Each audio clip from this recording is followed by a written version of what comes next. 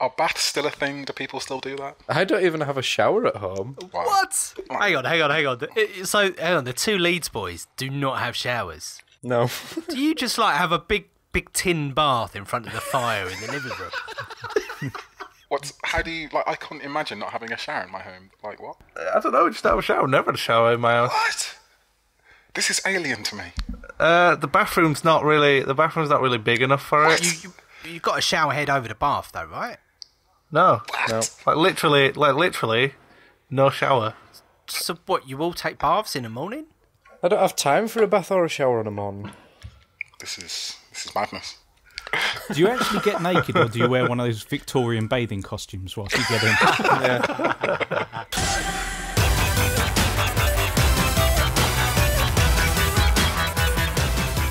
Hello and welcome to the AVForums Gaming Podcast. This is the first of 2015. As is the tradition, our first podcast of the year is always our Game of the Year podcast. Fellas, I think you'll agree 2014 was a vintage year for games. But first, let's not get ahead of ourselves. If you're a regular listener on the podcast, you'll know that we always play a game. The winner of said game, the player with the highest score, is always introduced last, and the loser is, of course, always introduced first. Joining me, as always, fresh from a bath, Niall Gill. Hello, how are you? And you're last by virtue of the fact that you hadn't played the game. Yeah, I've got a new job recently, so I've got a bit of a scatterbrain at the minute. That's my excuse. If you had played the game, you would have played the game the brilliantly named Crossy Road. Am I correct, guys? Yep. Available on iOS, all your favourite gaming platforms, but apparently not Windows Mobile. Nope. Sadly not. So how did you play it, James? I basically asked someone to play it for me, sort of hired out the game. Disqualified! No! In fairness, I did get a fellow AVForumer to play it for me, so surely there's something there. There's probably something there, but If it was Manny, It was Manny. I paid Manny to do it for me. I've seen that score. I'll continue with the scores anyway, just to see how controversial this disqualification could be. Also joining me on the pod is my brother from another, Mark Botwright. Hello, Mark. I knew it, and thank you, Niall, for not playing the game. I was getting sick of it being introduced first. You scored 79, which I haven't played the game, so I have no idea whether that's a decent score or not. Just talk me through it. How does it work? It's just basically it's a kind of version of Frogger, where you're crossing roads and you swipe to just kind of hop. And it looked a bit 3D though. Is it kind of next gen Frogger? Minecraft Frogger. Oculus version in the works, maybe? No, I doubt it. Right. Although first person, it would look, would be reasonable. Manny tells me it's very stylish. I have it on good authority. So not only have you not played the game, you haven't even seen it. Nope. I have a lot of screenshots of it that people have sent me. Just of scores? Yes. And you picked the highest one from them and said, he played it for me. I see how this is going. I don't see the problem. He could have lied about it. I'm on your side. I'm on your side. You could have said it was your score, we'd have but you didn't. out because we know he's got Windows Phone and nothing's out on Windows Phone. We'd have figured it out. He already fessed up. He does have one note though, so. Oh well. Oh. Also joining me is Leon Matthews. Hello, Leon. Oh, what? Ooh. You scored 166. Yeah. To be fair, I lost interest in it because I was playing Halo 5, but still, I don't think. Well, interestingly, should be allowed. If you'd held your interest for just 4 more points, Oh, what? you would have beaten Steve Carter. Hello. Hello. Who is this week's champion with 169. Yes. Although, to be fair, JT's moniker, Trophy Thomas, is still pretty much intact because he got a score of 417. Did he get that score? He didn't. Let's rephrase that.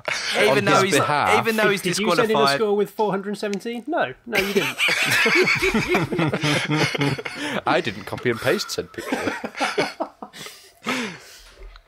So, Crossy Road, if you fancy it, it's out on all your fafavourite mobile devices, except Windows Mobile. So all your favourite mobile devices. So all your favourite mobile devices. Take that, Microsoft.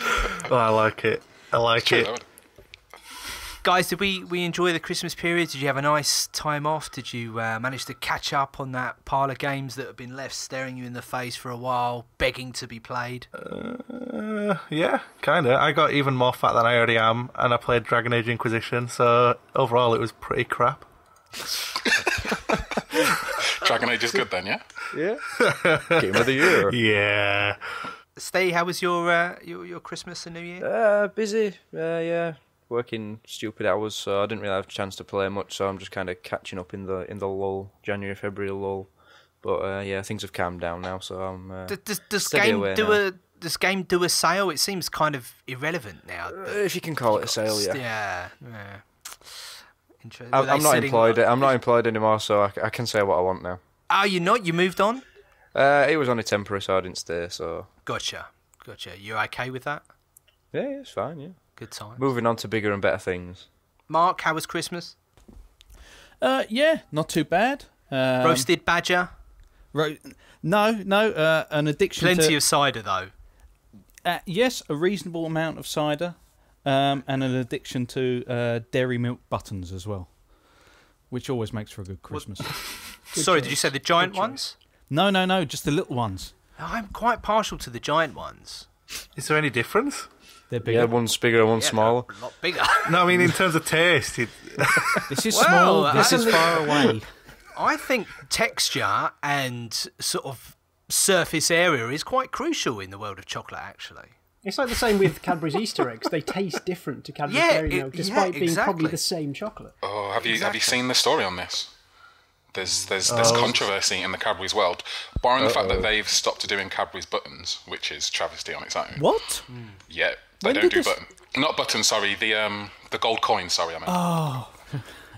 Sorry, calm down. Your voice just then. Squandering all those buttons. I've been buying them all up post-Christmas. Because all the supermarkets have got these branded ones with, like, pictures of snowmen on them. And they're all half price. So you'd have been all right. You'd been stocking up. Yeah. But the real story is that they've changed the cream egg recipe. What? The chocolate on the outside of a cream egg is no longer dairy milk anymore. What? It is some cocoa-type American chocolate-style thing that they think is better for cream eggs. And people say it tastes cheap and nasty. Get out. Well, we can just imagine American people chocolate outraged. does taste cheap and nasty, generally. Like Hershey bars, like, what? They're horrid. I don't know if you've ever had one. They are terrible. Oh, I quite like a Hershey bar. I must say, I always thought cream eggs were just weird. Why would you want to... Why? Oh, it's they're beautiful. I don't get just it. that utterly thick chocolate, and when with the just massive sugar rush in the centre, there is something glorious about them. I It just agree. seems a really weird... Why not, like, make them chocolate grapefruits or something? What? Why cream eggs? What? Of all the things you could No, say. no, To a let the healthier man carry Britain. on. I want to see where this is going. But it I seems don't the think same... anyone's pitched that before. The same logic to apply to it. Why an egg? No, I mean, it's just not. Weird. Because it's an Easter egg. I don't know, it just seems weird to me. Like, you wouldn't eat a raw egg in that same way, like kind of tonguing the yolk. Well, obviously not. What's wrong with you? You're It just seems a weird, But you weird wouldn't fit eat to me. You wouldn't eat a natural egg like you do a normal Easter egg by smashing it and then with your fingers, would you? Well, you got me there. That's true. I never really got cream eggs. I never really got it. Leon, good Christmas and New Year. Yeah, it was alright. I intended to play Assassin's Creed and then didn't. I decided to play Far Cry instead. So that was good. Because Far Cry's good. And it works. It is not. Well, I don't know. I got to the loading screen and just went, you know what? I think I've had enough of this. I think I've thought you played said enough of Unity already. I thought you said that was your Christmas tradition. It usually is. It usually is. But literally, I got to the loading screen. I just went, yeah, I think that's enough for me. Wow. I was already out overdone on Assassin's Creed by the loading screen. So what do you make of the kind of idea that it might be Victorian London next one? That's never really been a thing for me. I mean, okay, but really, it's just tall buildings are tall buildings, aren't they? Let's be honest. Doesn't really matter where they are. But, Can you imagine how cliched it's going to be? You're just going to be walking around with people, hello, governor. Yeah, that's the Are problem. you It's like, going to meet Jack the Geisha. Ripper? Is it that sort of Victorian London? Is Jack the Ripper going to show up? Because Shine it your won't surprise boots. Hey, now there's an hey. Why can't if you could be Jack the Ripper, just going around and just Stabby, Murdering stabby. prostitutes, He's bound to be really? a Templar, isn't he? anyway. James, good Christmas and New Year. I get, by the sounds of it, it sounds like you were playing Destiny for a change. No, I have made progress in the therapy. I have Okay, played something that's good. other than Destiny since we last spoke. Okay. Just one game though, just one. Not Crossy Won't Road. Crossy Road. No. two games that are on Destiny would be pushing it far too much. Now I actually started playing Lara Croft Temple of Osiris because my wife's a big Lara Croft Tomb Raider fan, so some good co-op in that. It's good fun. Great. Guys, shall we get straight into it? We've got a lot of ground to cover, even though it hasn't been a vintage year for video games. 2014's been interesting for a lot of other reasons. The year of the broken game, 2014.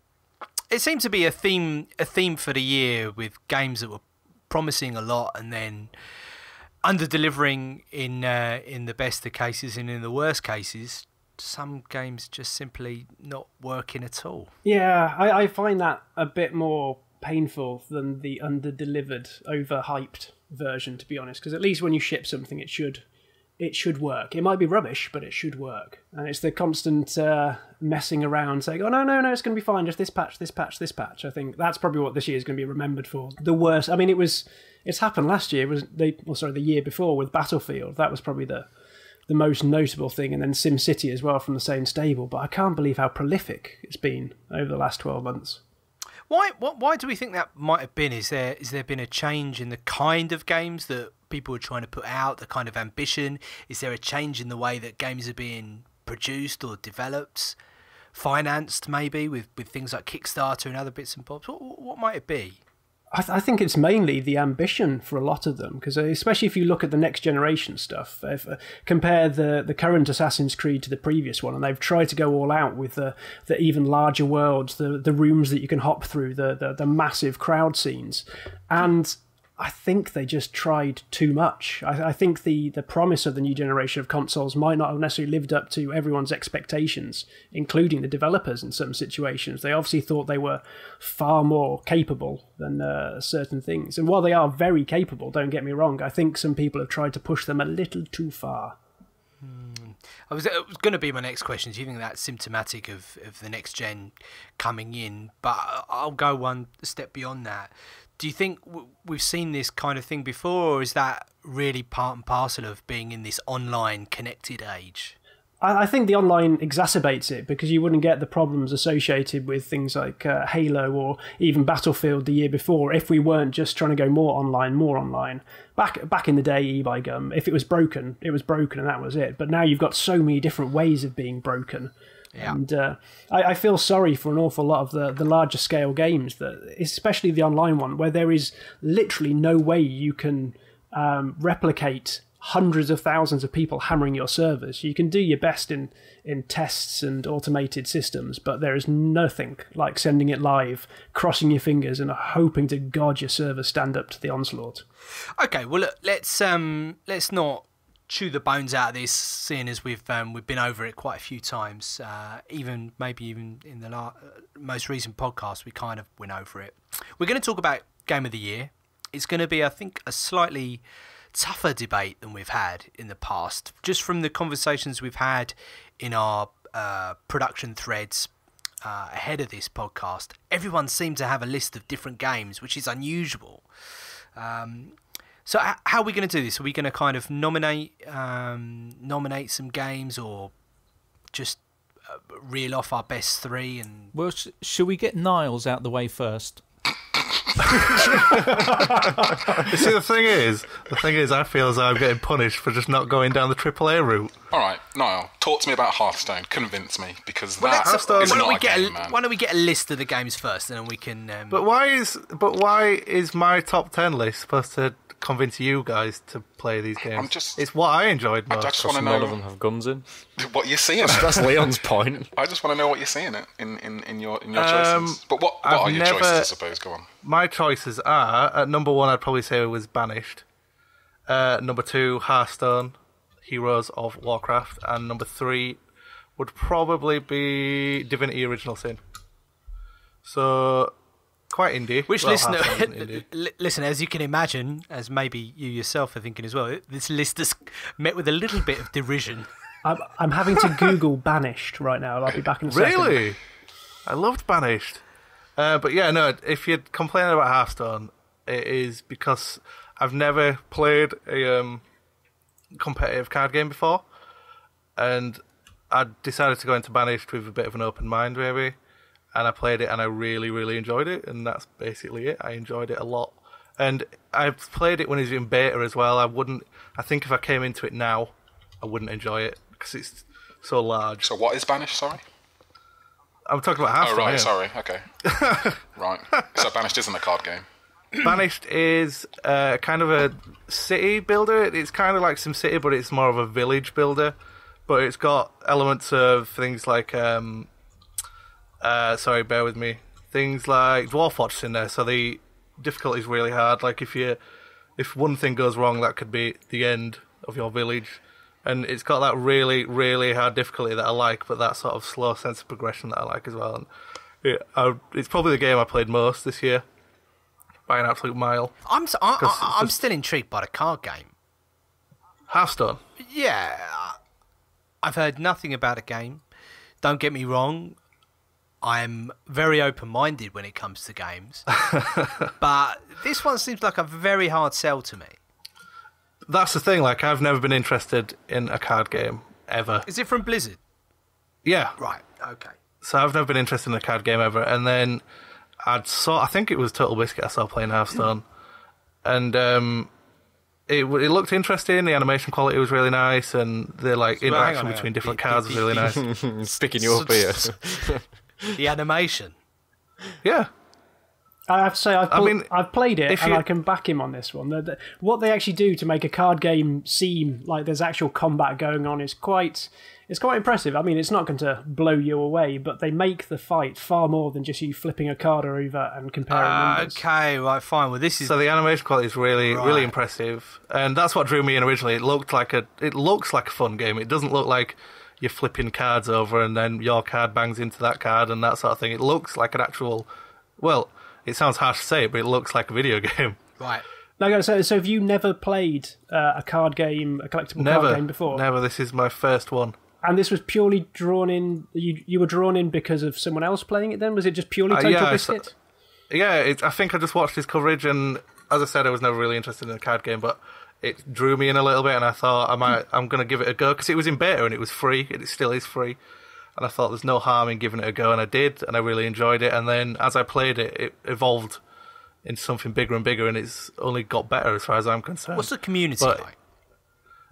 To be honest with you, there's not really a community, because interaction between you and other players is limited to 6 different phrases that your character can say. Right. So you're not going to be calling anyone a noob or out like that. No. It's just like you're saying hello, and then maybe if somebody does something wrong, you say I'm sorry about that, and you wind them up a little bit. But that's it. There's no interaction. Okay. Other than six phrases. I must say I'm intrigued. I'm not one for board games, card games, or any of those kind of crossover games into sort of the video game world. But, you've enjoyed it. I think it's got every right to be discussed on this forum. Leon, can you see yourself picking it up anytime soon? No, I'm good. It's just falling asleep. It's just wake him up. Of all the people you could ask.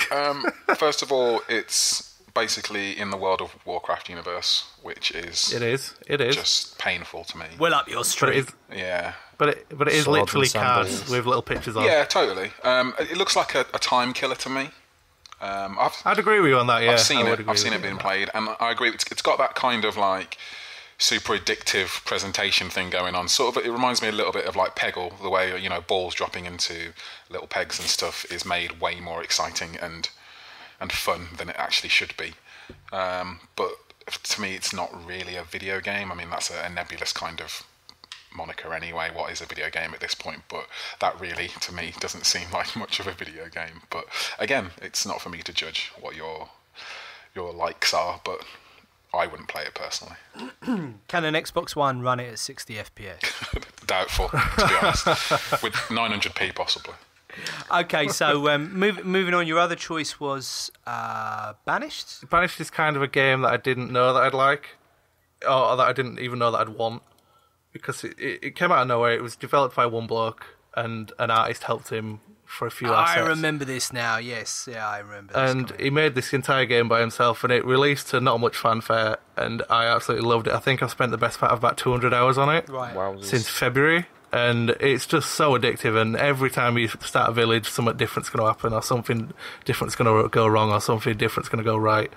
And honestly, it's so enjoyable that it doesn't sound like much. I know it sounds just a bit like, oh, right, great, another SimCity sort of game, but it is so different. And admittedly, once you figure out the sort of meta of it, you sorted, you know what you're doing. But I really enjoy it. I couldn't enjoy it anymore. There was a time when I really enjoyed a city building game. It's not recent. Honestly, it's great fun. It's great fun. But the thing that's different about it is that difficulty spike. Because within maybe, like, let's say a month, you've just started to get your town going, everything's going really nice, and then somebody catches,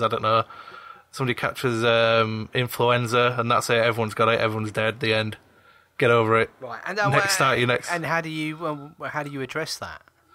Well, you'd either build a hospital straight away, but you wouldn't be expecting that, or you just get over it and start your new village, start a different one. What makes it different from SimCity? Because I do like SimCity, and I like stuff like Tropico as well. It's probably not on the same scale as SimCity, right. As in you're making a little village. You start off with about 9 people, I think, and then those numbers kind of swell. Right. And it's just as you go along, you get a few more people. It just progresses a lot more slowly than something like Tropico or SimCity would. Our games like SimCity games, you'd have your game and it'd be going on for like weeks and months. You'd be cultivating like your city and everything and stuff. Or is it more sort of like sit down for a session, play till the city gets destroyed, and then come back to a fresh one next time? It depends how far you get, because sometimes your city could be over in a year, right? Because something happened, maybe like a tornado's blown in and blown everything up, or Ebola. I don't know. Yeah, maybe, you never know. Maybe Ebola's hit, but it depends how far you get, really. If your city's going really well and you've sort of figured out all these problems, maybe you've got a hospital up and running and you've got a farm there to get you some more food, you might be all right. I can't remember what SimCity it was. I used to take the most fun from just building up a huge, impossibly huge city and then just launching like a alien attack on it and just watching it get trashed. A mass hysteria and panic and just everything go to shit, basically. Is there an end game to Banished? Like, is there a victory state, or is it just... Not really, it's just carry on as far as you can until maybe the entire map's full, right, or something like that. There comes a time where the amount of people that have been born is kind of equal to the amount of people who are dying of old age. Right. So, in that sense, maybe, but there isn't a you've won scenario. Because what sort of era is it based in? From the screenshots, it looks almost kind medieval. Of colonial. Okay. It's kind of colonial. So you've got your. I wouldn't call it medieval as such, but I don't think it has got a set time set. You've got your blacksmith and things like that, and you get farms and you get hospitals. So there's medicine there, but I don't think it has a set time zone. I think it's just more of a kind of a medievally settler type thing. Maybe early Americas type settlers, something like that. Okay, and rounding out your alternative top 3 games of the year? I went with Divinity Original Sin, not because... originally I just wanted to go with 2 games, but we all went for 3, so I stuck Divinity in there. But I only stuck it in there because I think it achieved what it set out to do, and it did it really well. And in 2014, not many games did that at all. And again, this is just another little indie title that wasn't blowing its own horn about how amazing it was going to be, and it came out, and it was really, really good, and they never rubbed it in your face and said, yeah, we're going to be amazing. Yeah. They just took it quite humbly, took it slow, released this game, and it was really good. Is this the game that had to change the cover? Yeah, there was a big controversy because a woman on the cover, I think she was wearing like some sort of bra armour or something like that. She had her boobies out. People kicked off. People kicked off like crazy, and they had to make her like armour that covered her up. No such thing as bad publicity. Well, they've changed it back now, I think, so it worked for them. I've heard a lot of good things about Divinity. It's is it sort of like a Diablo type thing, or is it a top-down RPG? It's kind of a Baldur's Gate throwback. So there's just endless amount of things to do. I'd say if you're not that keen on games that will last you a long time, I wouldn't go crazy about this. But it is really, really enjoyable. It seems like all three of yours are quite slow burners, really. I think that's kind of what I'm into at the minute. I've played so many just in-your-face, brash sort of games that now I'm slowing down in my old age. That's what it is. I was going to say, like, what inspired your list not being very AAA focused? I mean, not that only good games are AAA, but... I don't think I can think of one AAA that I enjoyed this year. Maybe Hearthstone can count as a AAA because it is Blizzard. Nope. But, not a chance there. Shot down. But yeah, no, I can't honestly name you one AAA that I've enjoyed. Wow. I think I played Far Cry 4 and it was alright, but it was so insistent that it got boring. Like, it was desperate for you to keep doing things. And, oh, look over here, look what's happening over here. And, oh, look, you can't do what you want to do because there's some stuff going on over here. And Eagle! Eagle! Oh my god, no, an eagle's going to bite your face. Yeah. And, yeah, it's just... Far Cry 4 would have been enjoyable if it just wasn't so obsessed with making me do stuff and not letting me look around. Well, listen, you've mentioned it now. I know Far Cry 4 was definitely on your list, Leon. Shall we roll straight into that one and dig the bones out of that? Yeah, we can do. I mean, I loved Far Cry 3, and Far Cry 4 really is Far Cry 3.1. It does everything exactly the same, tweaks a few little bits, but Niall is very right. There's just so much to do in it that it's kind of very distracting. Which is no bad thing. It's one of the things that I do is I just load up Far Cry and then play the first mission so it opens up the island, and then I just disappear and don't really do any of the story missions. And it's one of those games that's really enjoyable to just explore and find stuff. But Niall is right. They do a lot of call-out stuff, like when you go to a base, when you load into a base for the first time, there's always somebody there going, oh, my daughter, she's been kidnapped and you've got to go and save her. And then you walk outside and some guys will be like, oh, hello, and then an eagle will attack somebody, and then a tiger, and there's just always something going on. Right. And what, to the point where it's overwhelming, or just... I think my problem was it's not overwhelming, but it starts to break the illusion for me. Yeah. It's like, how many killer eagles are there on this island? Like, seriously, like every 5 meters. How many killer eagles are there in real life? Well, yeah. That's what I thought. How many eagles just like fly about and faces? peck people's eyes out? It's like, Not as many as there are treasure chests. Well, yeah, exactly. Seemingly laying everywhere in a country where everyone's poor. We've got no money to eat. You're sitting on a treasure chest. What are you doing? Well, yeah, it's kind of like it breaks the illusion, but then at the same time, that's kind of what I love about it. There are so many different systems going on in the same place that it just makes this sort of water cooler emergent gameplay just come up. Like, you'll just be... Well, at this point, I just walk down the road and some guys in a red Jeep drive past. I get my grenade launcher out, pop a few grenades off, kill them like it's nothing. Then a lion or tiger will come out and attack somebody, and then it's just... You'll be going to an objective and you'll just get waylaid doing 15 different other things, which I think it's great. And I really, really enjoyed it. And I think that it became my Christmas game because it was just one of these things you just slip into a coma and sort of play it. The wingsuit is fun as well. Yeah. I completely concur. It's got all the great things about a proper kind of sandbox game. It doesn't, at no point, it's an FPS, but it doesn't restrict you in the amount of guns that you can carry, really. You can keep a decent amount of explosives on you, and it's just kind of one of those weird games where kind of even wiping out and being killed by something ridiculous is kind of quite fun. Like, there'll be a moment where I end up just laughing at being wiped out by a rhino whilst I was lining up a shot with a rocket launcher, and you're trying to take out the convoy, and just as the last shot's going to go in, you get killed by a rhino, and you just think that this is genuinely mad. They've just thrown absolutely everything into this game and just said kind of, just have fun. Can you use the animals? Well, you can chuck bait, which kind of draws You can predators. ride elephants. Yeah, you can ride the elephants as well. What, they're just sort of willingly let you hop on? Yeah, they just mope about, and then you can just run up and just jump on its back, and it's like, yay!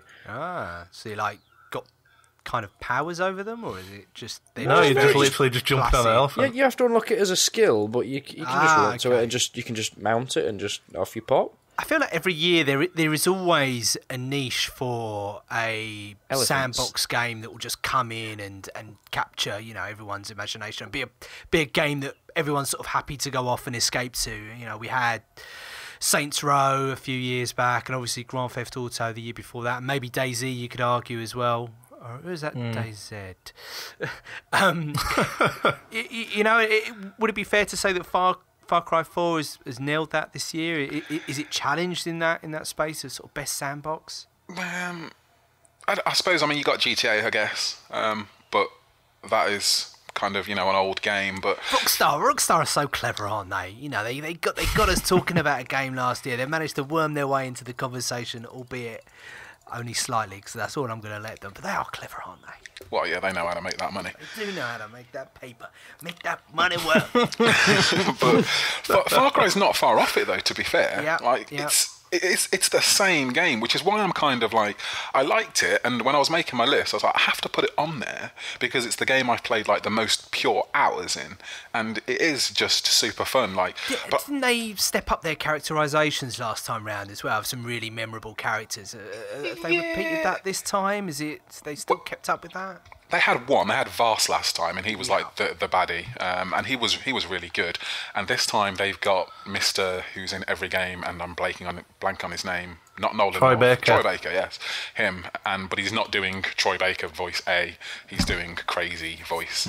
But he's not really in it a lot. He's on the radio quite a bit, and you see him a few times in the campaign. But that's about it. But then, like, they've got lots of little sub characters who are also kind of crazy in it up in their own little way.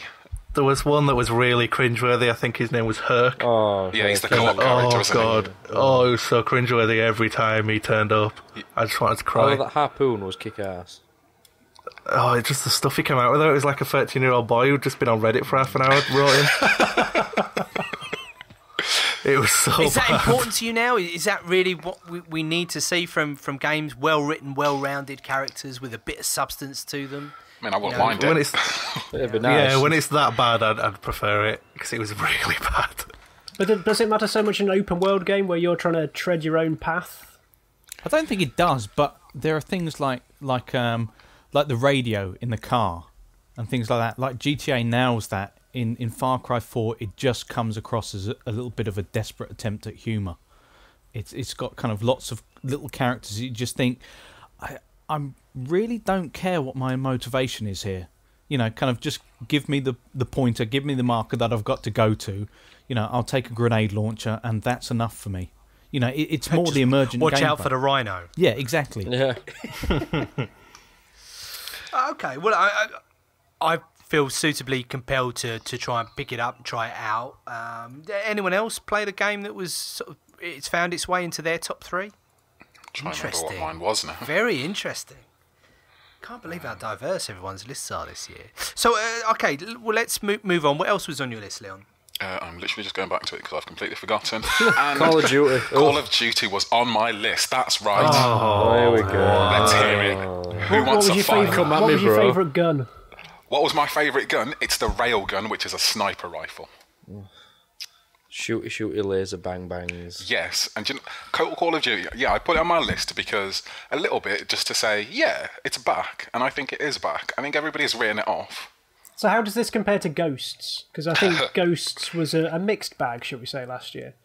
Yeah, Ghosts wasn't great. That was just like a holding pattern Call of Duty, I think. It had like 1 foot in the last generation. And it just was the last in the lineage of what has gone before it. Whereas Advanced Warfare, it does at least try and change it up a little bit. And the campaign is good. Kevin Spacey's good.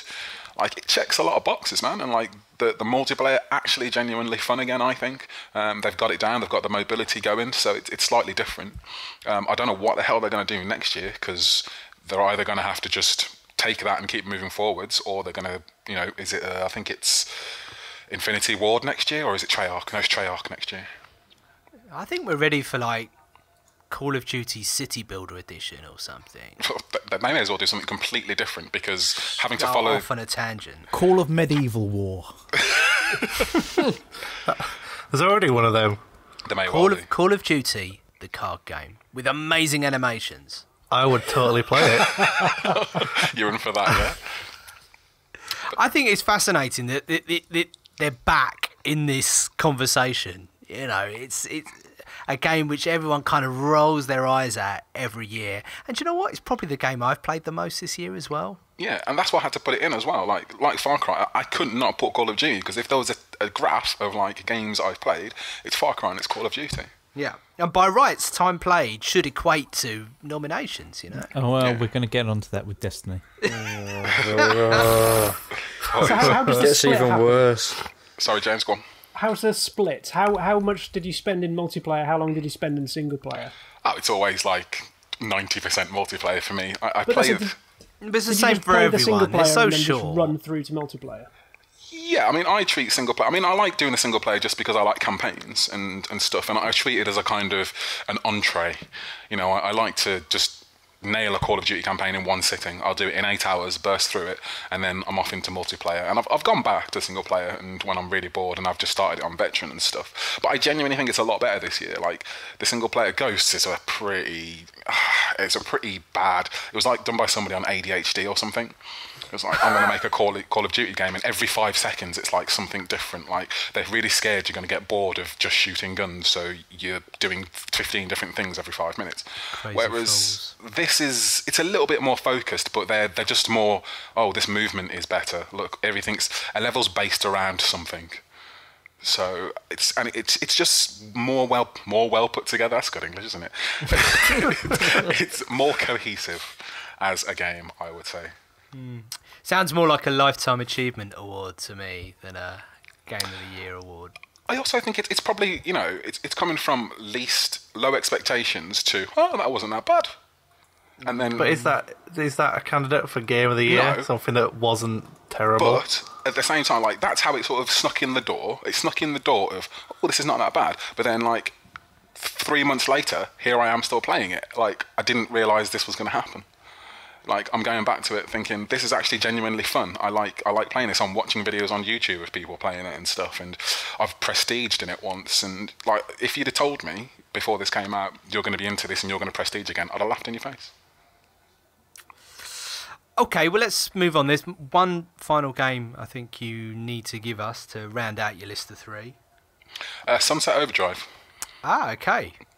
Which was actually really, really fun. Like I say, I do like campaigns, and I think that is a really good campaign. And the reason I've put it in there is because it's one of the few games recently, genuinely, which has actually made me laugh, which is a hard thing to do in games these days. You're either laughing at it, and generally you're not laughing with it. But Sunset Overdrive, it's kind of borderline. A lot of the times it's kind of like, oh, you might be trying a bit too hard there to sort of hit a few gamer notes. You know, they may as well have been saying the cake is a lie or something.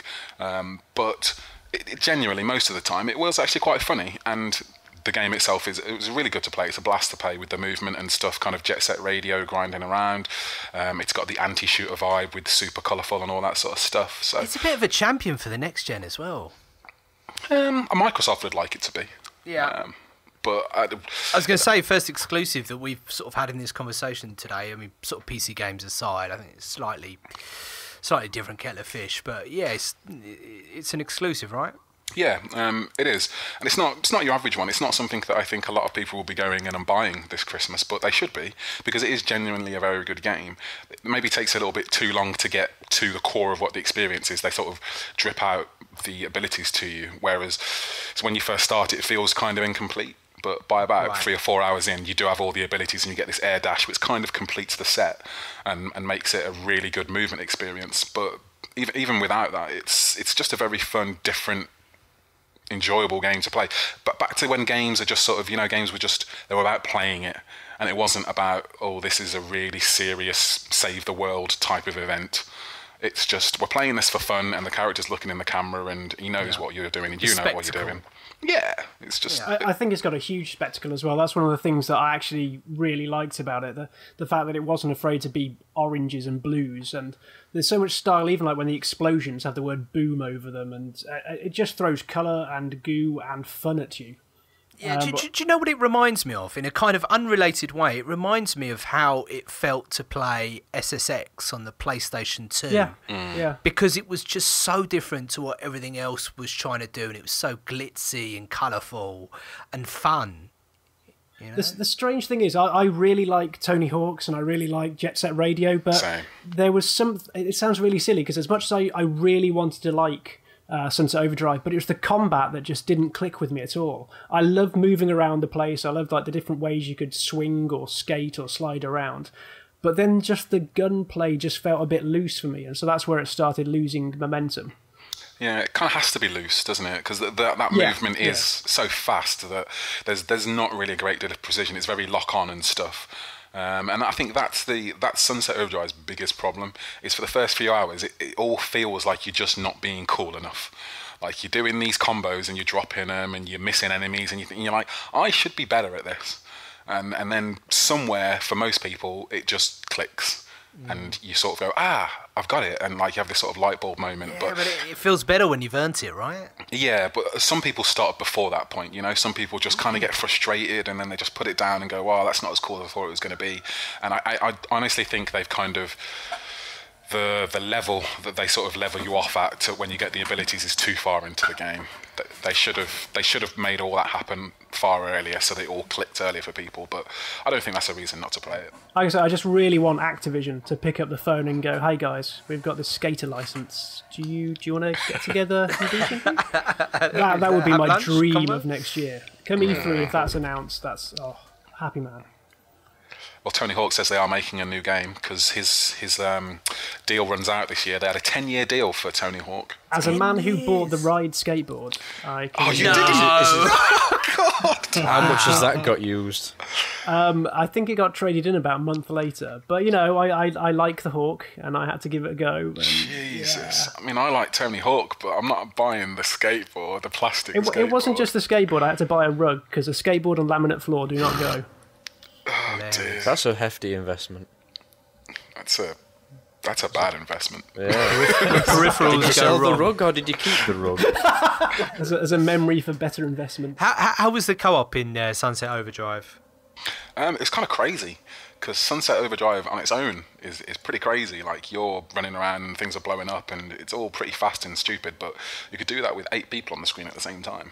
8 people, that's crazy. All setting off amps and massive things, and it gets to the point where once you've got a massive combo going, you can be doing stuff like where you're jumping and then explosions happening after you've jumped, or lightning's hitting the ground around you, and like every other shot is setting off a nuclear blast. And when you've got 8 people doing that, it gets a bit nuts. But yeah, it was fun, and it kind of tied quite well into the single player. You brought back abilities and leveled up and stuff.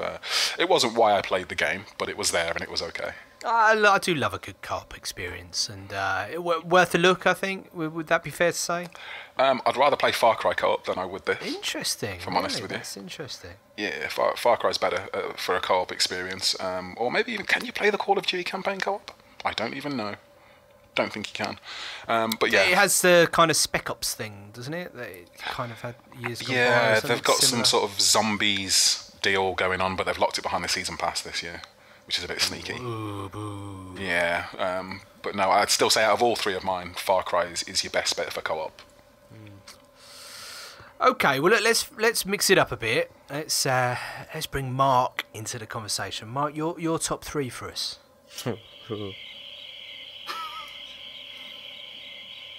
It Mark, run away. Sorry, I was just finishing Is this a dramatic pause? a Cadbury's button. Yeah. You're making love to a button. Yeah. Well, the one I would like to raise is South Park: The Stick of Truth.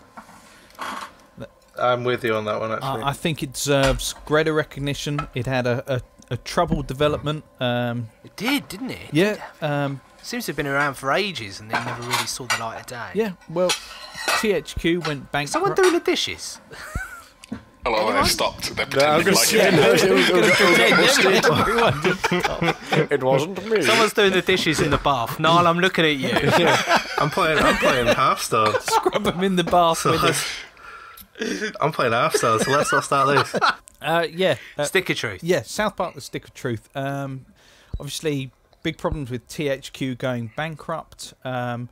obviously had a good developer on board, and Obsidian. They got a new publisher. There was a delay. It was clear that it wasn't going to come out before it was ready. And they got input, huge amount of cooperation with the makers of South Park, and it just ended up tying everything together perfectly. It's a turn-based RPG, and so the genre fits the source material well. It just seems as though it was a funny game where it wasn't just like a skin that they've put over the basic skeleton of a game. They've actually kind of woven in the humour of the series and all the characters with just a huge amount of voice acting. And it is kind of like, if you say, right, will I like this game? It's a question of, do you like South Park? If you do, then you'll probably like the game, because there are enough jokes in there. But even just as a little kind of...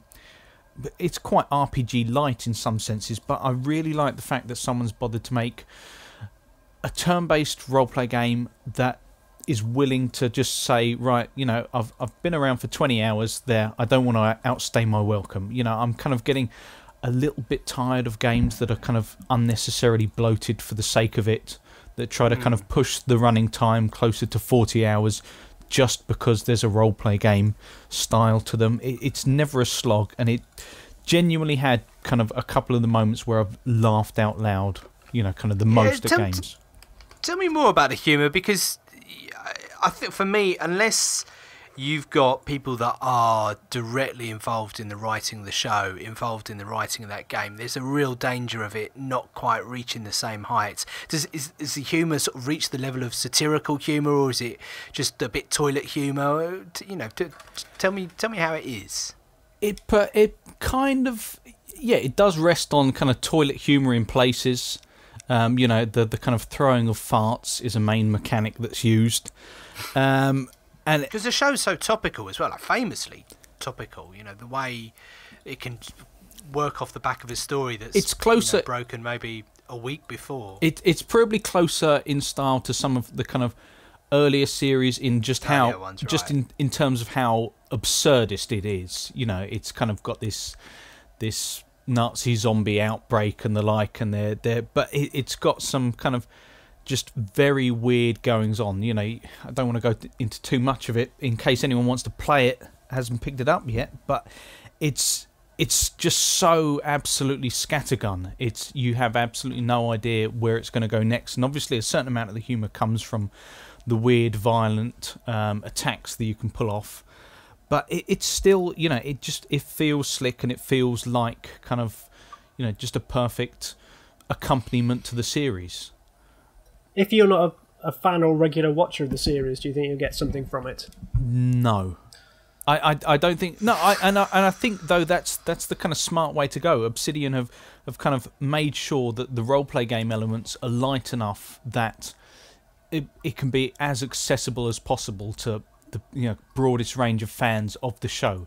However, if you don't find kind of Cartman's Jew jokes funny, or kind of fart jokes and the like, if you I was going to ask, there's no caricatures of the Prophet Muhammad in there, is there? No, but it was censored for the European market, right? Quite heavily due to some anal probing and the like.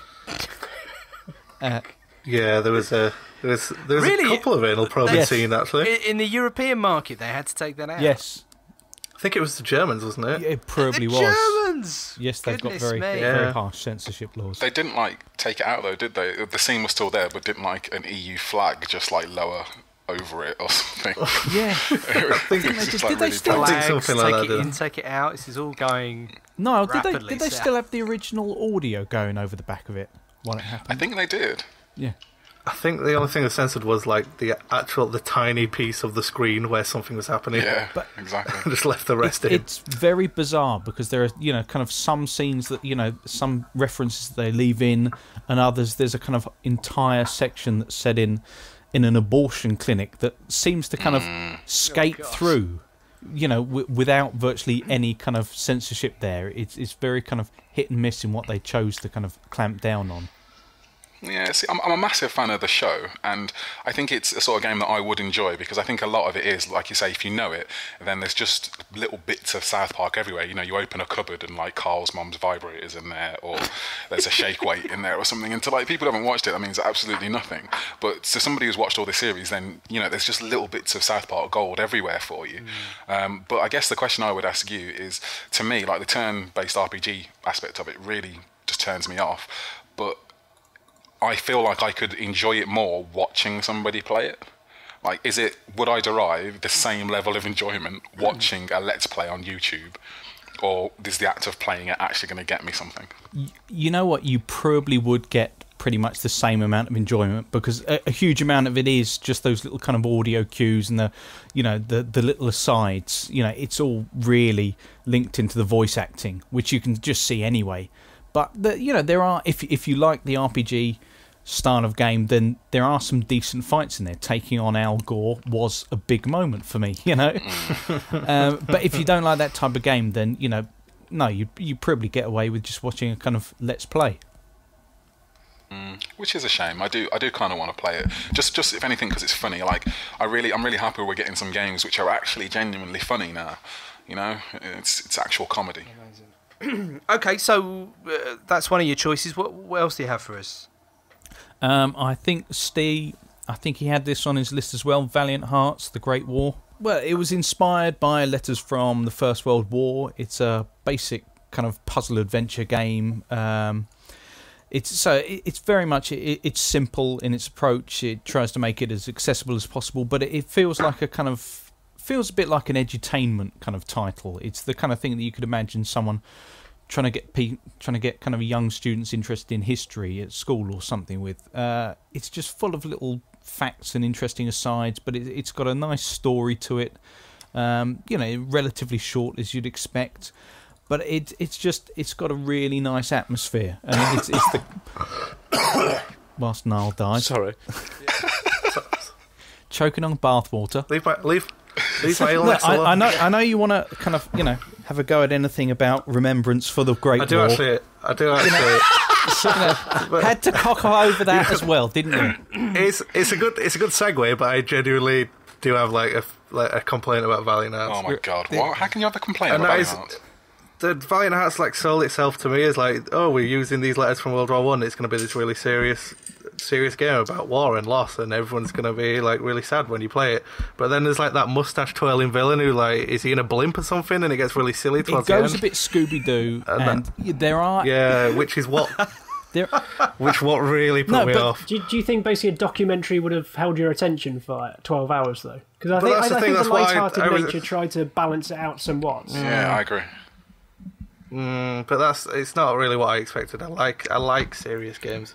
You wanted to cry, and I wanted to cry. I'm just intrigued. These letters. So, what are they like from a museum, or did they just like raid someone's loft, or what? and how do you draw inspiration from the letters? I think. How do you get to a puzzle game? It's quite simple. Like the puzzles, sort of like you play as like different characters from like the different sides of the war. The story behind it is that you're a German, you're a German boy with your partner in France, and as the war starts, the outbreak of the war, the Germans are kicked out of France back to Germany. So he goes to fight for the Germans, but his partner's father ends up fighting for the Allies, obviously. So there's kind of a twist there where they end up fighting on the opposite sides of the war. Sounds like the Fox and the Hound. Because they do inevitably the paths do cross. But the sort of puzzle, it's like a side scroller. So there's sort of little challenges where you have to get round a machine gun emplacement, or you have to distract a guard to take him out, to then sneak past them, or sort of hide from a patrolling group of German soldiers in a trench. So it's nothing. Gotcha. It's nothing sort of challenging. It's not sort of Limbo style canny puzzles. It's not it doesn't require either. Okay. No. It's not sort of like the it's object collection, really, isn't it? Yeah, because there's little trinkets you can collect, or like little objects that sort of have poignance, or like little objects that held like some sort of significance to different soldiers and different key moments to the war. So it's nice in a way that it's simple enough to not have to sit there and think about a puzzle for long enough, but there's enough in there to kind of keep your attention focused towards the story and the sort of severity of the war and how much of a great impact it had on these people. Because I mean, personally, I felt the story was quite touching. So immediately the fact that you're taken away from the family's ripped apart and then they end up fighting against each other to eventually sort of be reunited, but just on different sides of the war. That's sort of a grueling testament to what the war actually did to a lot of families. So it does its job, but it's just that it's not sort of like Niall says, like it is a bit light-hearted, with the enemies, and it might not be 100% accurate, but it's a nice little heartwarming game that sort of in a year where it was the anniversary of the First World War, it was quite touching really, and it's not a sort of a game that you'd expect sort of Ubisoft to make or a lot of people to go near, but it was a nice refreshing sort of change to see the war handled in a different way, but also in a way that was quite a nice tribute to it as well. I thought it was beautifully animated as well. Yeah, it looked fantastic. Clearly it's been, well animated, drawn, hand drawn and what have you, and it's lovely sort of charm to the game in its character design, and it's sort of a lack of dialogue as well, because there wasn't much dialogue between the characters apart from when they were reading the letters out in between the missions. So it is quite well thought out and well directed as well.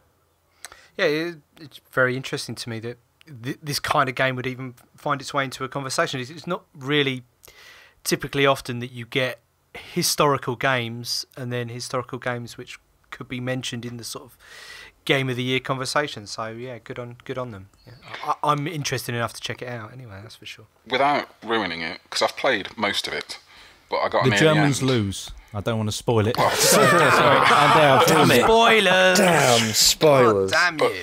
as I drew to the end of it, I kind of felt like I wasn't ready for it to do what it was wanting to do to me. And like a lot of people have said that the end's quite emotional, and maybe it will be, but the main thing I didn't want to happen was the dog to die, because I hate it when dogs die in video games.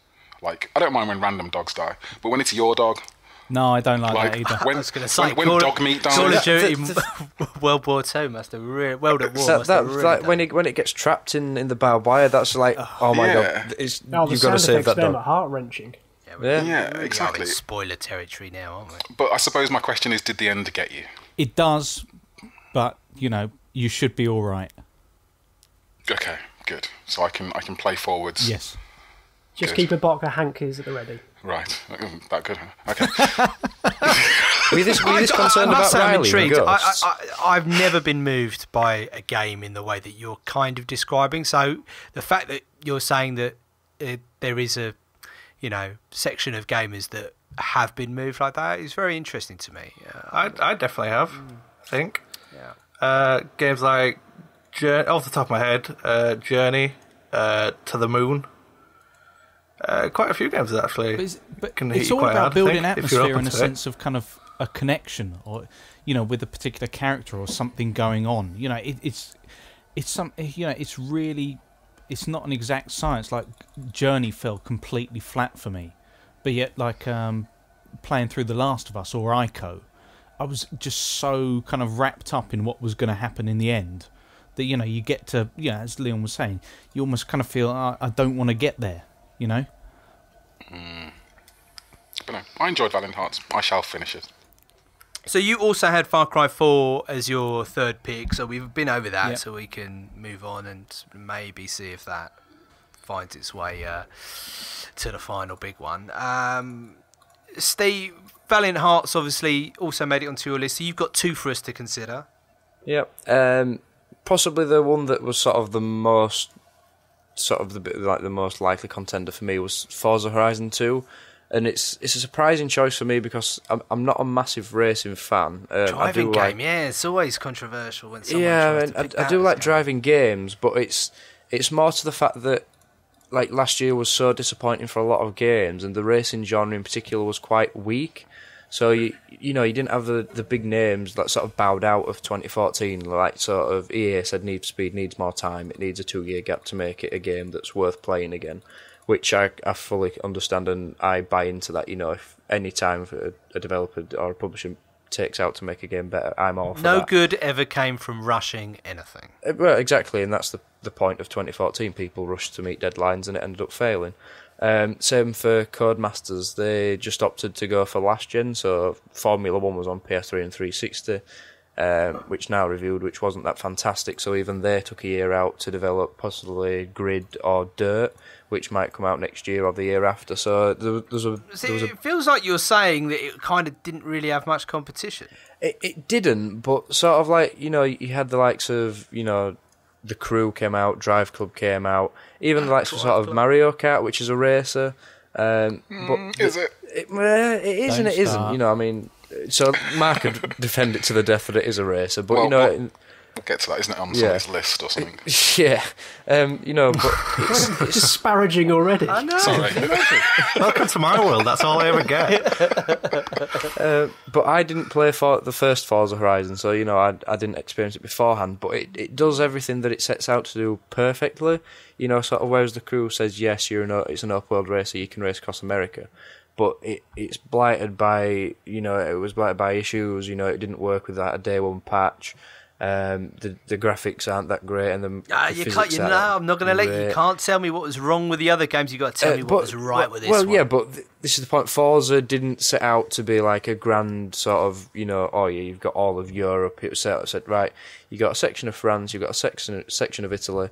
And it's a light-hearted racer. It takes a twist on sort of the more serious races out there. It breaks away from track-based races. So obviously, you can just drive down country roads. You can drive through fields. It kind of blends sort of track racing and rally racing, but also you can do it in the more the exotic cars of the world. So it's not sort of you can drive the less expensive cars off road. You don't want to damage this car. It can give you a new Ferrari, a new Lamborghini, anything. You can just drive wherever you want. It openly says drive through this field. You can take a shortcut anywhere. It pits you against racers, against trains, planes. One mission puts you in a Ferrari F40, and you have to race across the coast before the sun sets, which is absolutely fantastic to race down the south coast of France or Italy. That sounds fun. It is. For the first time, this is like a driving game that's actually kind of got me to raise an eyebrow. I think, and that's the point. It is just fun, and it's the first racing game that I've played in a long, long time that has just been about fun and made me really enjoy it. Because fair enough, Drive Club was sort of the best looking racer of the year, but that was blighted by issues, and it was just a track-based racer. For all that they promised it would be something, fantastic, it's just another track-based racer for me. Is anyone else going to throw their weight behind Forza? Leon, you're a big Xbox One fan. Did you pick this up? Are you driving a game? No, I agree with everything that Steve said. This was just outside. It was a fight for me between this or like Call of Duty or something like that. It was only because I'd played those games more, and I did. It's only because Call of Duty had a gun. Yeah, you could say that. But I just played it more. I played a lot of Forza Horizon 2 actually. That is my number 4 game. But I did play the original Forza Horizon, and I loved that as well. And it's. If I'd have picked that as well, my 3 games would have been, or I could have said that about all of them. This game was the same as last year, but better. Yeah. Whereas Sunset Overdrive was new.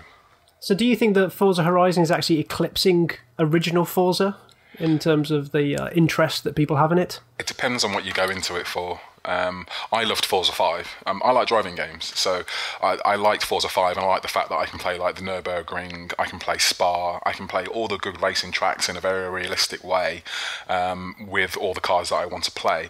But Forza Horizon 2 is just alive, and it's just much more fun. It's much more, the presentation of it is much more appealing to a larger base of people. The music's really good in it.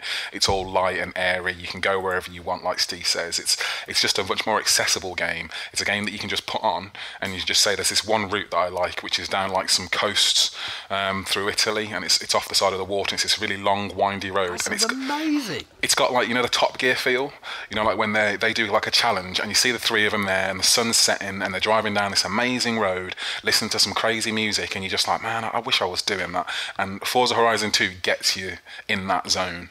It makes you feel like, if I play in like the driving cam version as well, so it's kind of like first person. It's a really immersive kind of fun game to play. Like, I'll turn it on and not necessarily do races. I'll just be like, I'm going to go to my road and drive it for 10 minutes because I just love driving a Lamborghini down this road.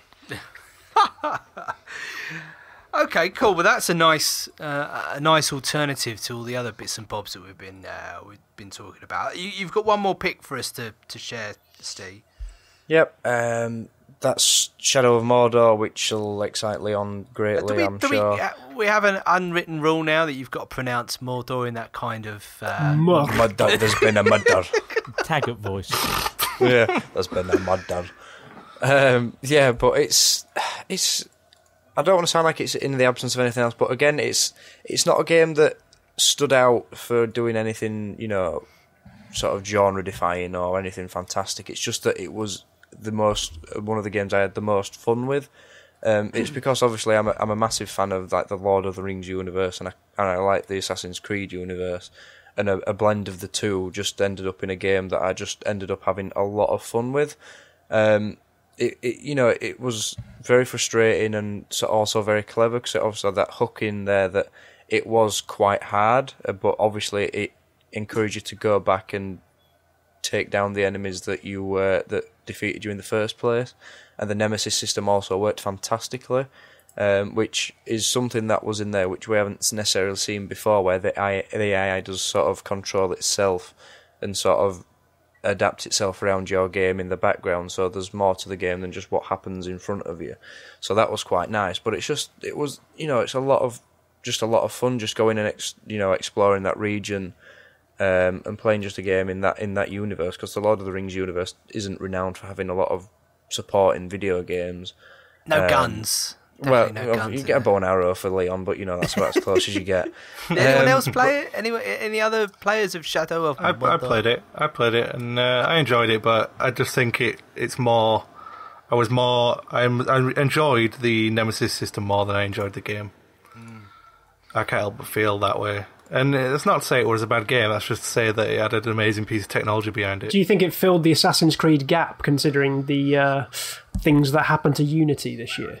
You might be right, actually. Yeah. You might be right. Because I didn't even play Unity because I was just that uninterested in it. So maybe Mordor did fill that hole for me. I definitely had a lot more fun with Mordor than I did Unity because, again, it becomes to the point of it worked and it didn't need ridiculous patches to make it work. But it was sensible in what it did. The Nemesis system worked. It wasn't too over ambitious. It worked. It was the size of the map was perfect.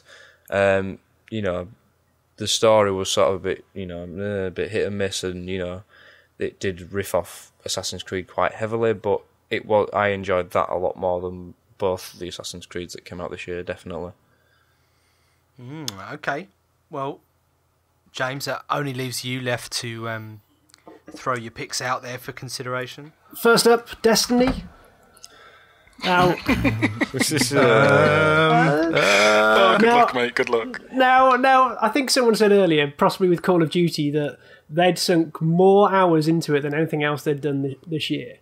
And I think this is where Destiny fills with me. Pretty much since September, when it came out, I probably didn't really play anything else up until like mid-December or so. And James, you're not alone. There's a lot of people that are playing this game. Oh, we have a support group at work. There's a few of us that get together and sort of try and console each other and talk each other out of going. Does it have a name?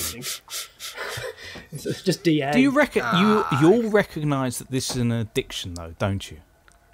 Oh yeah, but there's a beauty to it, because I think underneath all forget all the addiction side things of numbers going up and quests and leveling that actually hook you in. I still think it is one of the best shooters. I think it feels so tight, and each of the guns they give you is relatively unique. There's character behind sort of like the Icebreaker sniper rifle is just legendary in our little group because of what it can do, and others hold like different fusion rifles because it's it looks unique, it makes different noises, and it sounds really stupid, but you go after these guns, and not only do they look awesome, but they feel really nice to shoot, and you want to find an excuse to go and use them. That's the tragedy of it all, isn't it? The gunplay is just it did have the best gunplay of the year, or probably I can remember of the last few years. Yeah, it's the one point I'll agree on you with. That it feels they nailed the feel. It's a good game to play. Yeah. The question is why. But the thing, I'm not denying that there are massive flaws and gaps everywhere else. I've probably ranted on here and in writing several times over about what I think it's missing. And that's basically the spark that used to be in there, the Halo missions. Like after I did dabble with the Master Chief Collection for a while, and just playing through a handful of those Combat Evolved levels just really emphasised what Destiny is missing in terms of set pieces or drama or unfolding situations, because they just throw waves at you, and that's their only trick they have in the book. But the one thing that I think it does better than, apart from the shooting, the one thing it does better than anything else are the raids. Because the raids, I think, are one of the best gaming experiences I've had in a long time. These are the sort of 6-man quests, dungeons, whatever you call them, at the end of the game. But they are effectively puzzles in themselves. Each of them go through about like 5 or 6 stages where you're presented with this arena or level, and you're not quite sure what you have to do. You either have to get to the end of it or kill a boss or trigger some sort of gateway, but they don't really tell you. And that might sound like a flaw, but they've also tried to give you little hints and tips as you've been playing the game, whether like certain circles trigger bridges or killing enemies, specific enemies might spawn something else. So you and your friends, as long as you avoid the internet and like the YouTube walkthroughs, you can have some really good fun, just 6 of you, sitting there going, what the hell have we got to do? And over the course of the next couple of hours, you can figure it out. And it is such a sense of achievement when you crack that puzzle. And it's utterly superb. I used to play WoW, and what used to annoy me was going into a dungeon and just simply being told what to do. You stand there, you fire there, you shoot that, you jump on that. But being in at the start, being right in at the start where you have to figure it out is just really, really rewarding. How many of those raids are there as well?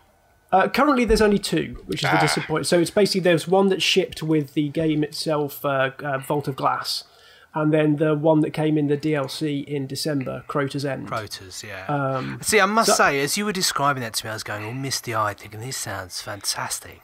And then... But then you think you have to put in 40, 50 hours to get to that point. Yeah. Exactly, that's the problem. The ball ache. There should have been a raid. Like, I've thought about this. Like, I want to do the raids, but they locked it behind 20.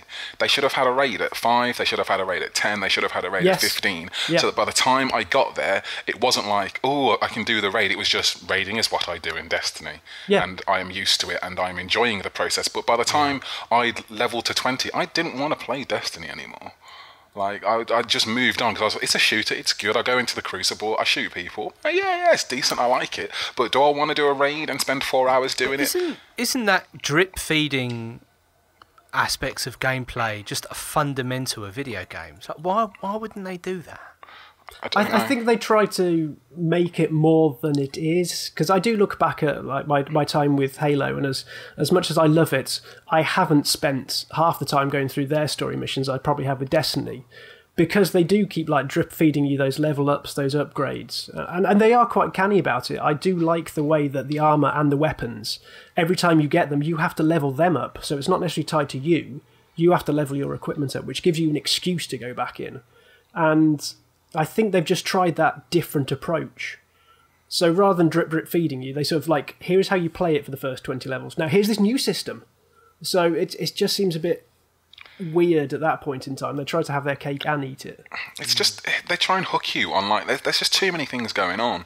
It's just like, here's another currency, and they put in a patch, and it's like 15 different new currencies. So you go to a store, it's like, right, I've got as many shards as I need to get this. Oh, but you don't have many motes of light or something else. The other 3 bits of currency that you need to do this. And you're just like, man, this is just like, you just want me to throw money at you. It feels almost like there was a microtransaction system that got taken out.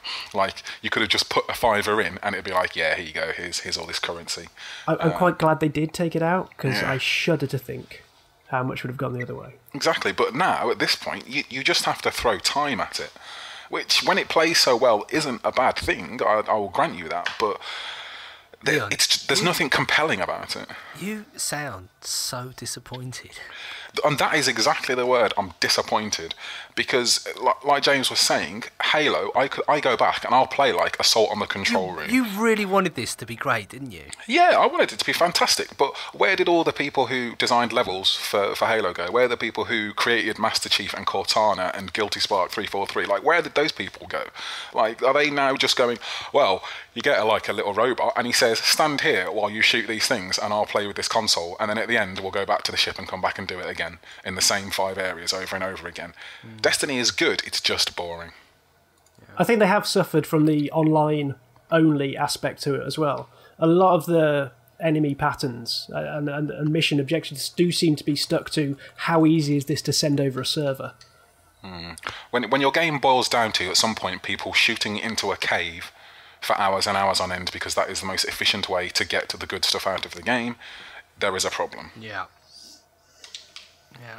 Sorry, I am down on Destiny, because it could have been like, if there had just been a single player or a narrative or a decent bit of that game for me to hook myself into, yeah, that'd have been my game of the year. It's wide open. It's wide open. Fair to assume that most of us, if not all of us, just thought this was going to be game of the year. Just all of the hype and the vibes. This is one of 3 potential. I mean, I thought Watch Dogs might be game of the year. I thought Assassin's Creed might be game of the year, and I thought Destiny might be game of the year. And I think expectations has killed them all. Watch Dogs, I think certainly Mark and maybe Leon were very apprehensive about whether it could deliver on the promise. Well, early on it had me. Early on I actually bought a new graphics card for the sole purpose of playing Watch Dogs on my PC. Really? Interesting. And I haven't even actually bought it at this point in time. It seemed to let me down at that point. Watch Dogs kind of just rode the new gen wave, didn't it? It was one of the first games where, people were, I've got this new console and I've played some stuff on it, but Watch Dogs really was kind of the poster child for we're going to really make use of these consoles, and it kind of it did let a lot of people down. It's certainly no game of the year. And Destiny, I was hyped for it. You were excited. I was excited.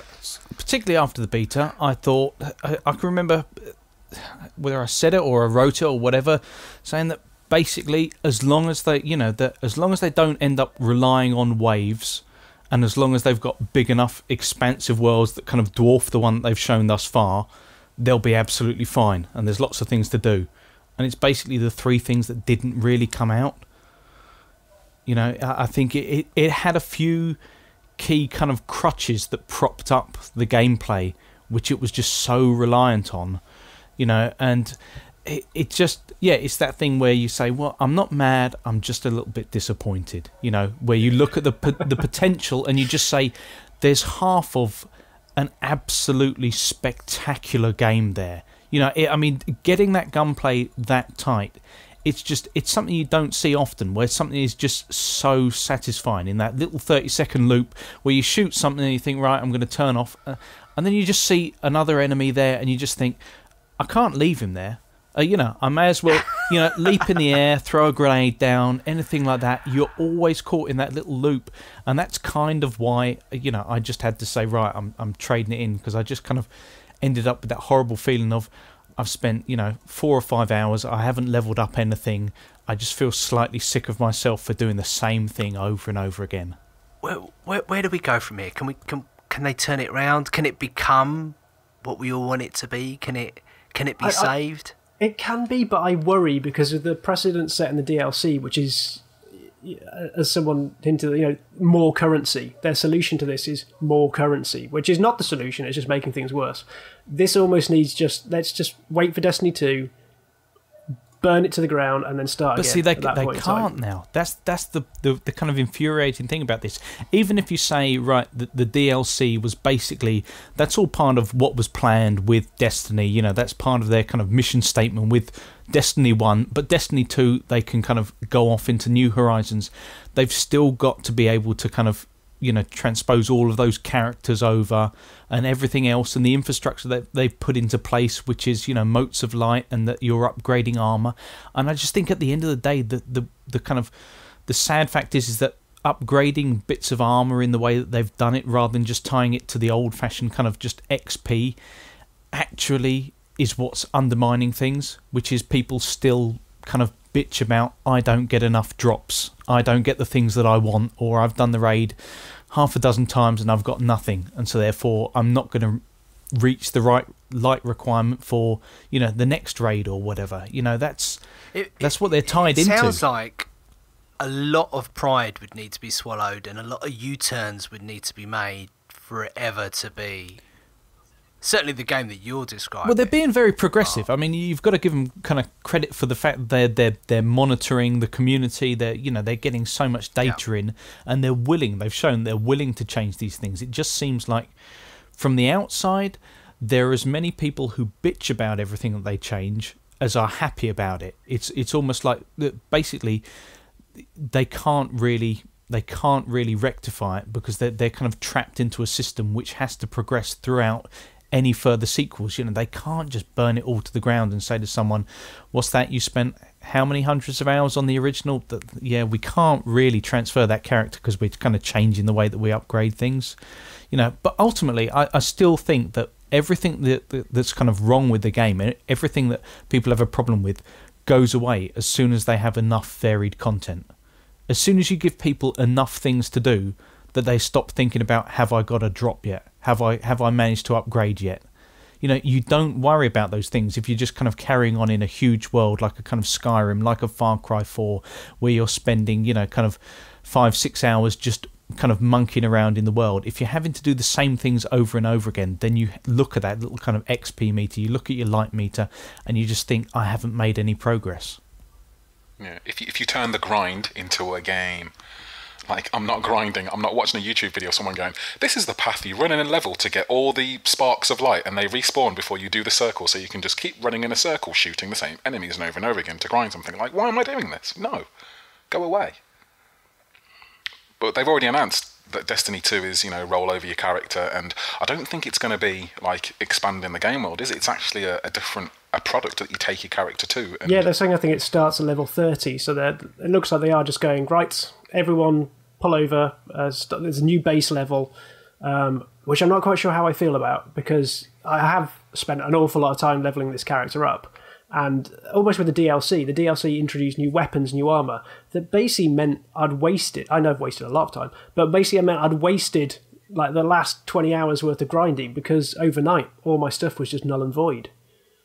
And if I've got a character, it's probably about 24, 25, so to me it's not a bad thing, but if I looked at a new player who came in at like Christmas, it's like, I suppose there are a lot of influx of new players, but let's say Destiny 2 comes around, it doesn't seem very friendly to new players to be like, by the way, 30 is just the top. Do you just jump in at 30? Can you just create a 30 character? Well, I assume it's just 30 to placate everyone who's got to 30 at that point in time. Yeah, it just doesn't seem. It seems like they're catering to that same community who's locked in.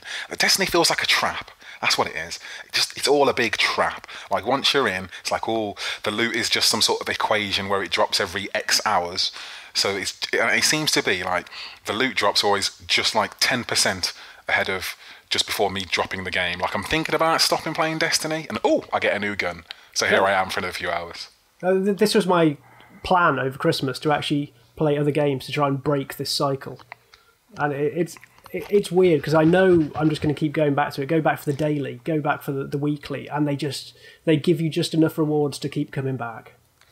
It all feels like some sort of social experiment. Really. Maybe in years to come you'll discover that you were part of curing cancer or something. I don't know. Well, I've put my time in if it is, so you're welcome. Okay, well, look, that's definitely one of the most talked about games of the year, and the conversation on the forums is still as buoyant today as it has been since the game was released. There's always banter and chat and debate. So pile into that if you are a fan of Destiny. You've got a couple of other games for us to consider, James? Yeah, I'm hoping the next one at least is going to be slightly happier, upbeat. Mario Kart 8. That ain't a game. It's not a racer. Sorry, what was that? What? Whoa. Let me mute him. Ain't no racing game. I didn't say it was a racing game. Sorry. I'm not. They just said it wanted a game full stop with Leon, so it's not even seen as a game now. Listen, Mario Turtle shells count as bullets. I was at my buddy's a couple of days ago and I had my first run out on a Wii U and I thought it was great and I really want one now. It's Mario Kart's amazing. top of that list as well. I mean, there's an initial sales pitch where you just see it running for the first time. Seeing Mario Kart in full HD with all those colours. I mean, there's a lot of colours and they're all beautiful. Glorious. But just seeing it all running at such a smooth frame rate in such a wonderfully realised world, it's like it paints in what your mind eye has been filling in for so long. But then on top of that, it just handles and feels really lovely as well. It's the perfect party game just to get people around and just have a laugh on. I basically gold starred everything because I was looking for an excuse just to keep on playing. I mean, at the moment, I didn't pick up Smash Brothers because the local players I have around me, they're not really interested in the Wii U. But Mario Kart 8 came to the rescue because their online mode is utterly superb in that. It's just seamless. There's none of the funkiness that I usually expect with a Nintendo online system. It meant that I could just get more of a fix more regularly, just taking on people from around the world. And it's so... It sounds stupid in 2015 to basically say that playing against other people around the world is a surprise, but in Mario Kart it just felt fresh and new. Is there voice chat? No. In a similar way to Hearthstone, you just get a few emotes and like voice bubbles at the start of each race. But what is new? Like I notice you're not really saying a lot about the game. It's because it's unsaid because we've all played Mario Kart. But it doesn't. But I never think that's a bad thing. If it's great, don't some games just transcend progression? Okay. No, but they don't they? I can't tell if you're being sarcastic or not. No, I'm not being so. I'm not. I'm very supportive. I really am. I think Mario Kart's a fantastic game, and playing it evokes all these memories. And if I'm of a generation where it just reminds me of my childhood, big time. It's like Scrabble or something. It's like Scrabble will always be Scrabble. And no one's going to change Scrabble because everybody likes playing Scrabble as it is, and there's no need to change it. And no one's going to change Mario Kart because everyone loves playing Mario Kart. People did change Scrabble. Exactly. Scrabble Express. No, they changed. They changed some of the values Strip of the Scrabble. letters. Yeah. Oh, they changed Did you really just Yes, say that? they did. And They changed what? the value of some of the The letters. values of the letters. I'm sorry, people, but Actually. K will always be worth Oh. 5 in my world. Yeah, smash the system. What did they change it to? It's worth 4 now. They've upped a few as well. Outrage. I'm There was never outrage at the Scrabble Scrabble again. Association. Yeah. I think they allow nouns now as well. Disappointing. Makes me sick. But yeah, it's just Scrabble again. Mario Kart. It's just static. I mean, it's not that I dislike the game. I love the Mario Kart as much as everybody else, but it's Mario Kart. But I think what they do each time is give it the respect and love that it deserves, because the courses this time round are utterly superb. They've got the zero G aspect, so you can race on the ceiling and race on the wall, and it's a bit of a novelty, but it does make for some spectacular views as you're racing around. But the tracks themselves are so well judged that each of them is just a joy to career around. And even the old tracks that, they always bring in like 16 of the old ones, that zero-G aspect mixes them up just enough to make them each of a joy to go back and see just how they've jiggled with them again. I've got a question, though. What about battle arenas? Oh, sod battle arenas.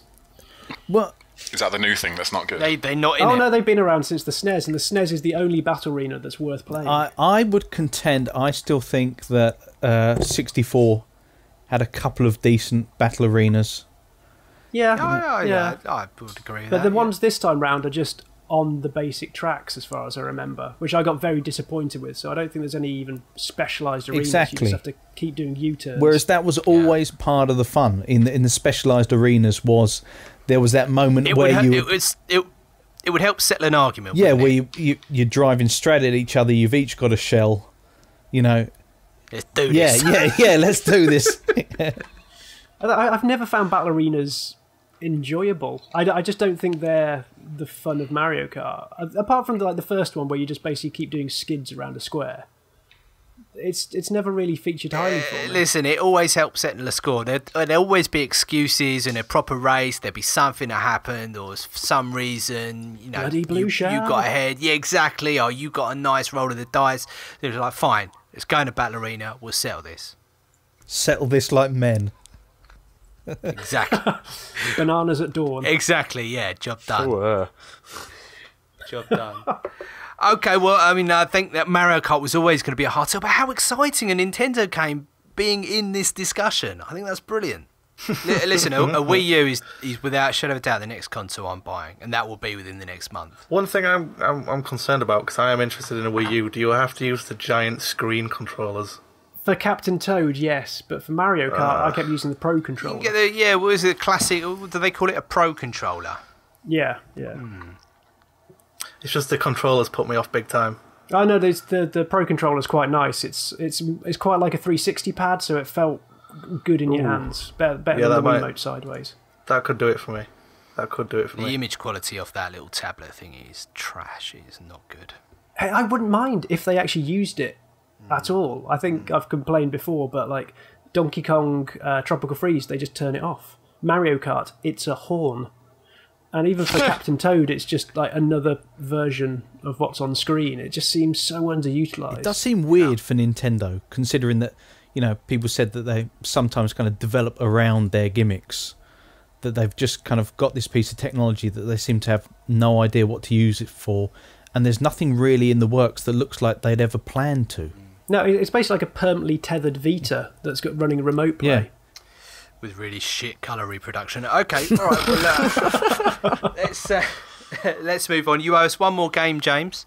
Yep. Speaking of the Vita, it's Rogue Legacy. I love you for picking this. Oh, sorry, I didn't mean to interrupt you, but I absolutely love you for picking this. I'm glad to hear the support elsewhere. This thing took me over during the summer.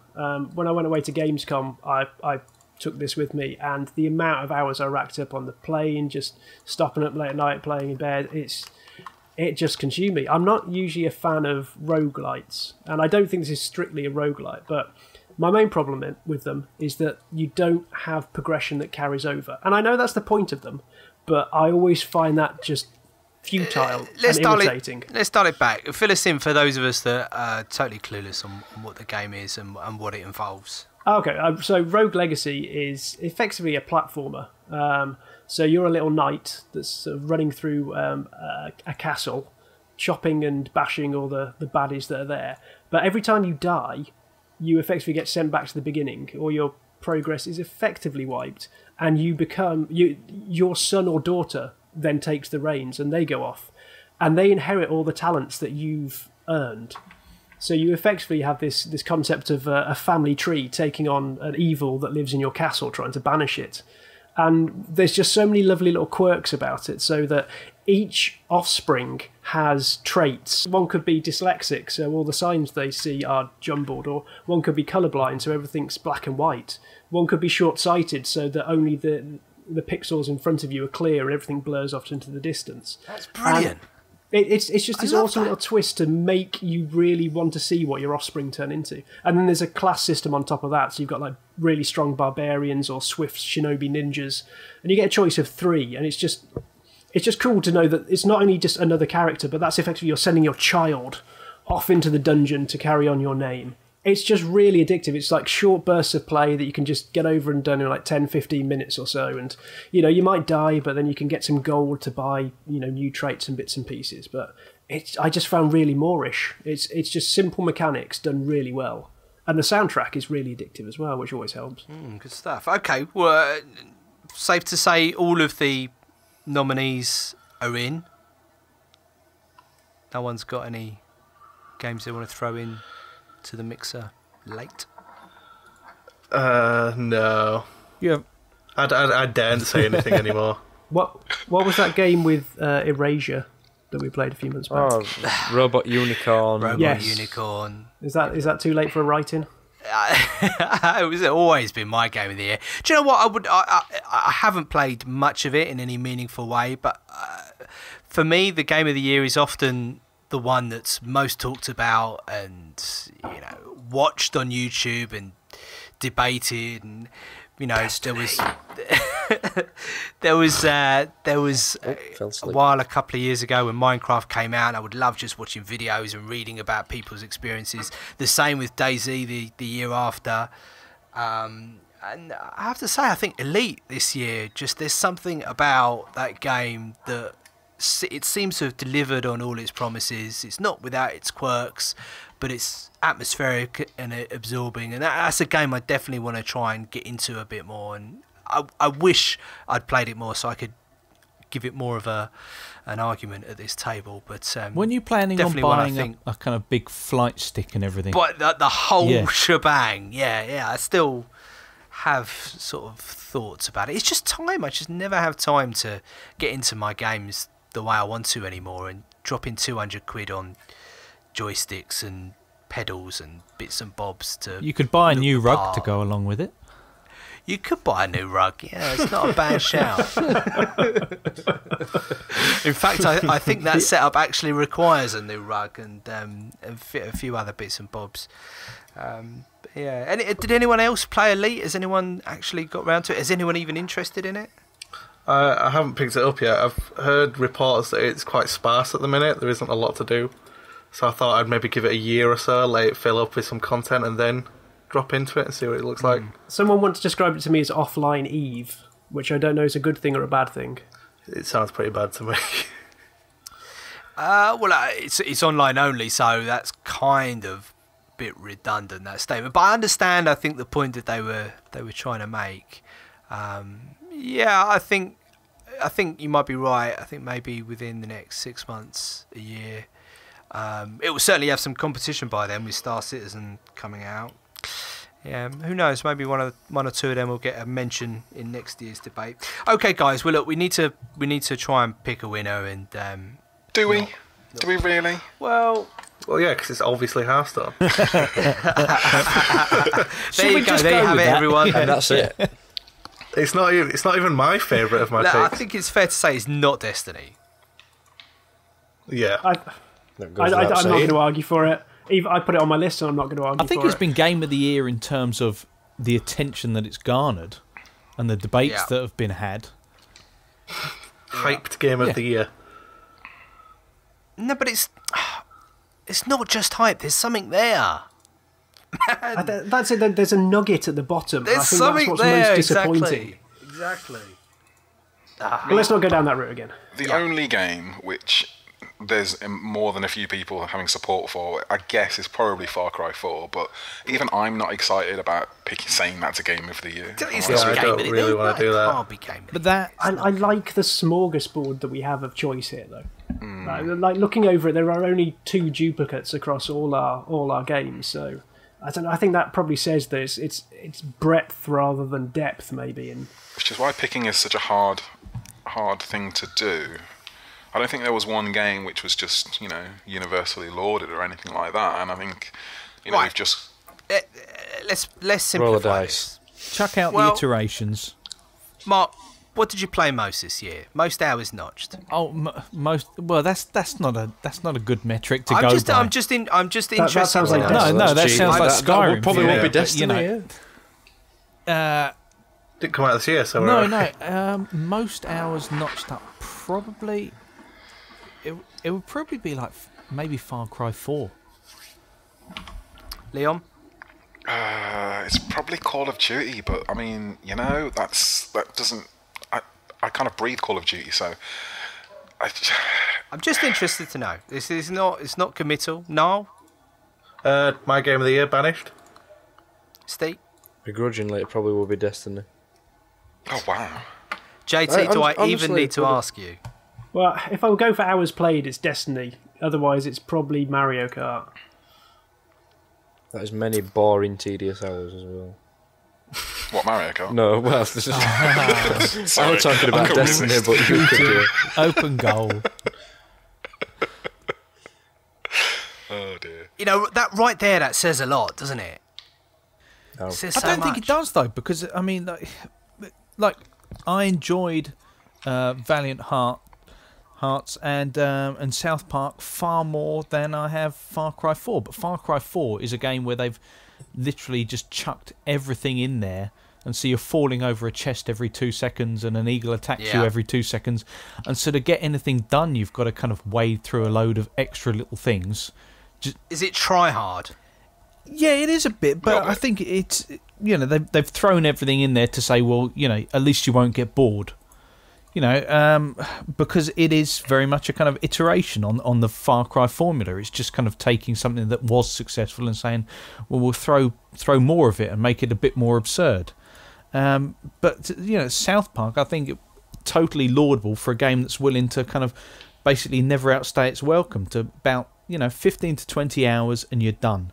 You know, you've had your story, you've played a bit of an RPG, and then it's done. It's just completely satisfying. I would far prefer a game do that than kind of try to make me hang around for kind of 50 or 60 hours as some kind of a boast. I mean, we chatted about this before we started recording about in the thread about Dragon Age Inquisition.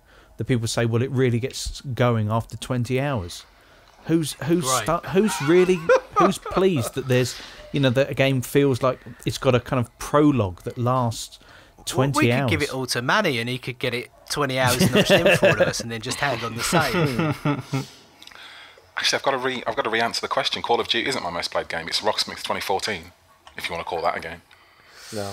Okay. Wow. No. That's really helpful in this conversation. I'm just saying. Game of the year, right there. We're not gonna come to any conclusion, are we? We are not. We're really not. Should we just give it to Robot Unicorn Evolution? I'm okay with that.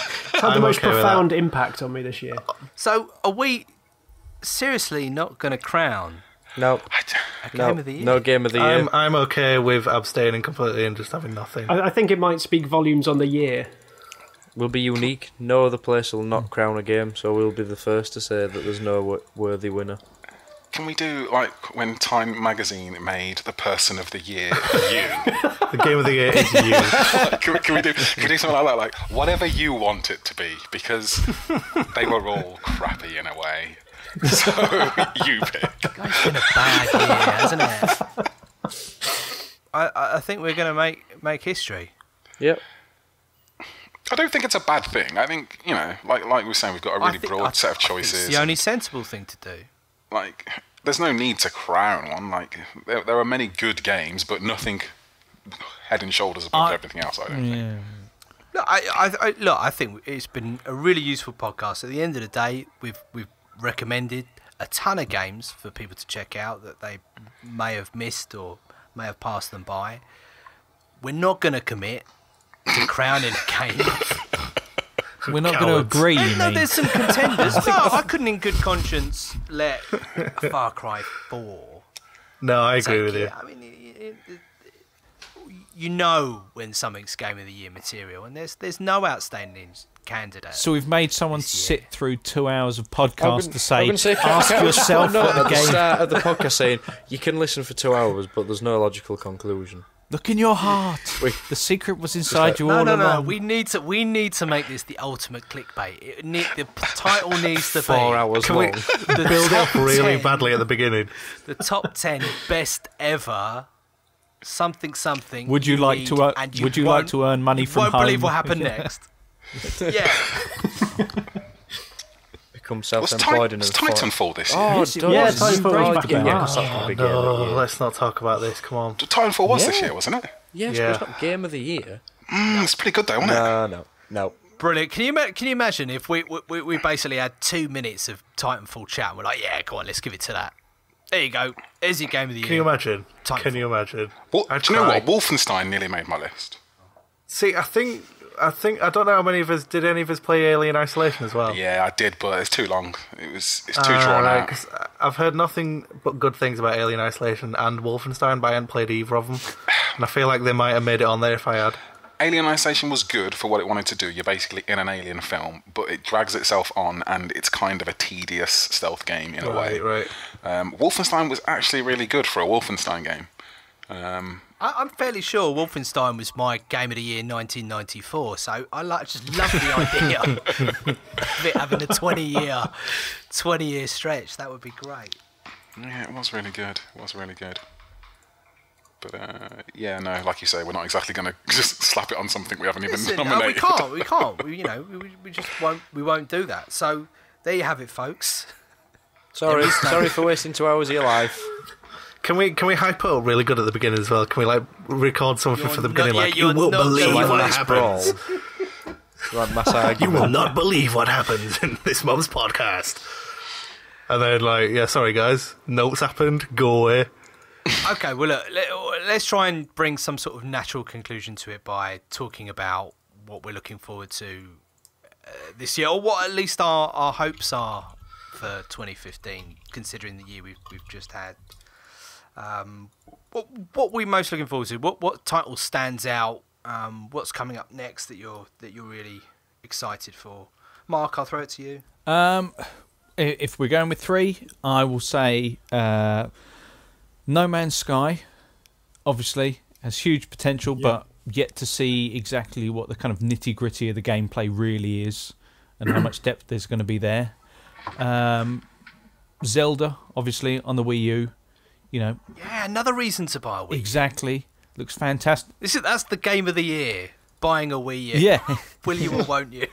Wii U was game of the year. And last, Tom Clancy's The Division. I'm really... Ooh, it's controversial. I'm really hoping that it kind of doesn't end up... Comes out this year? Yeah, it's this year's Watch Dogs, isn't it? It's got so many different potential disappointments written all over it. I'm just hoping that it looks the same. Can't wait to see which one. That it looks the same, that it plays like they say it will, and that it'll even come out. If it can kind of tick all those boxes, then it could kind of be scratch some of those itches that I was hoping Destiny would for me. I sent an email about this today to Steve actually, and I completely forgot about No Man's Sky, which you've just reminded me about. So it's making me reevaluate my top 3 games of next year. But you can't play it. Oh. Well, there is that.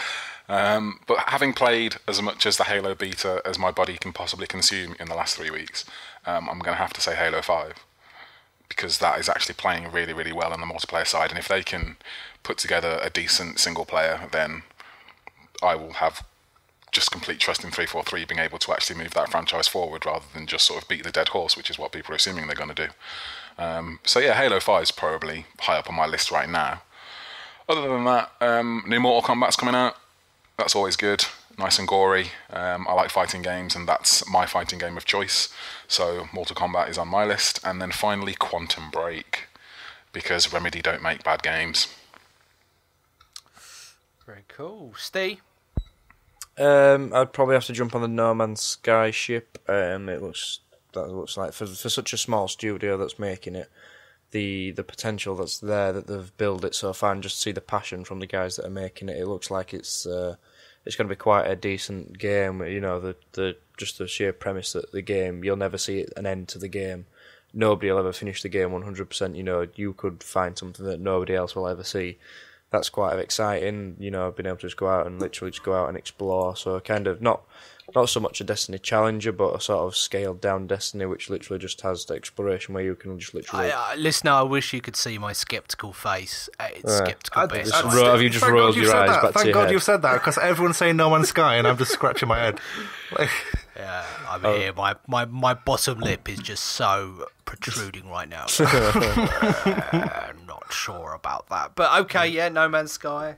Batman Arkham Knight would be another one. That's been pushed back from last year to this year now.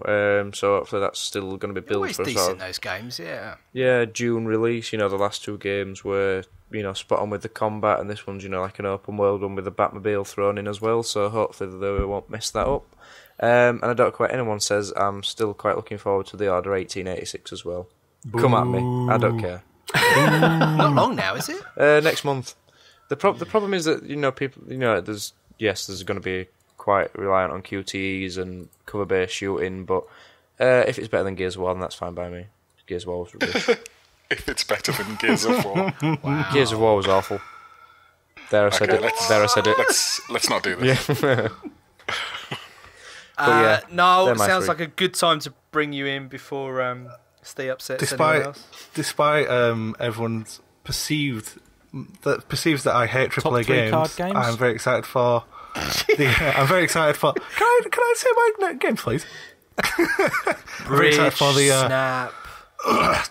Very excited for Witcher 3: The Wild Hunt. I think it's going to be proper naughty, Oh yeah. and I'm very excited for it. I love the setting of The Witcher, the lore of The Witcher, and I love how Just CD the Projekt attitude Red of approach The them. Witcher. That game just got so much swagger. Just love it. I love it, and I'm very excited for it. Another game actually, it's got quite a good tone. Metal Gear Solid 5: The Phantom Pain. Another one I'm very excited for, and it's coming to PC, which is like a dream come true for me. A Metal Gear Solid game on PC that isn't a 2-hour demo. And the third one, it's not a game, but it is the Oculus Rift consumer version, supposedly coming out this year. That's optimistic, surely.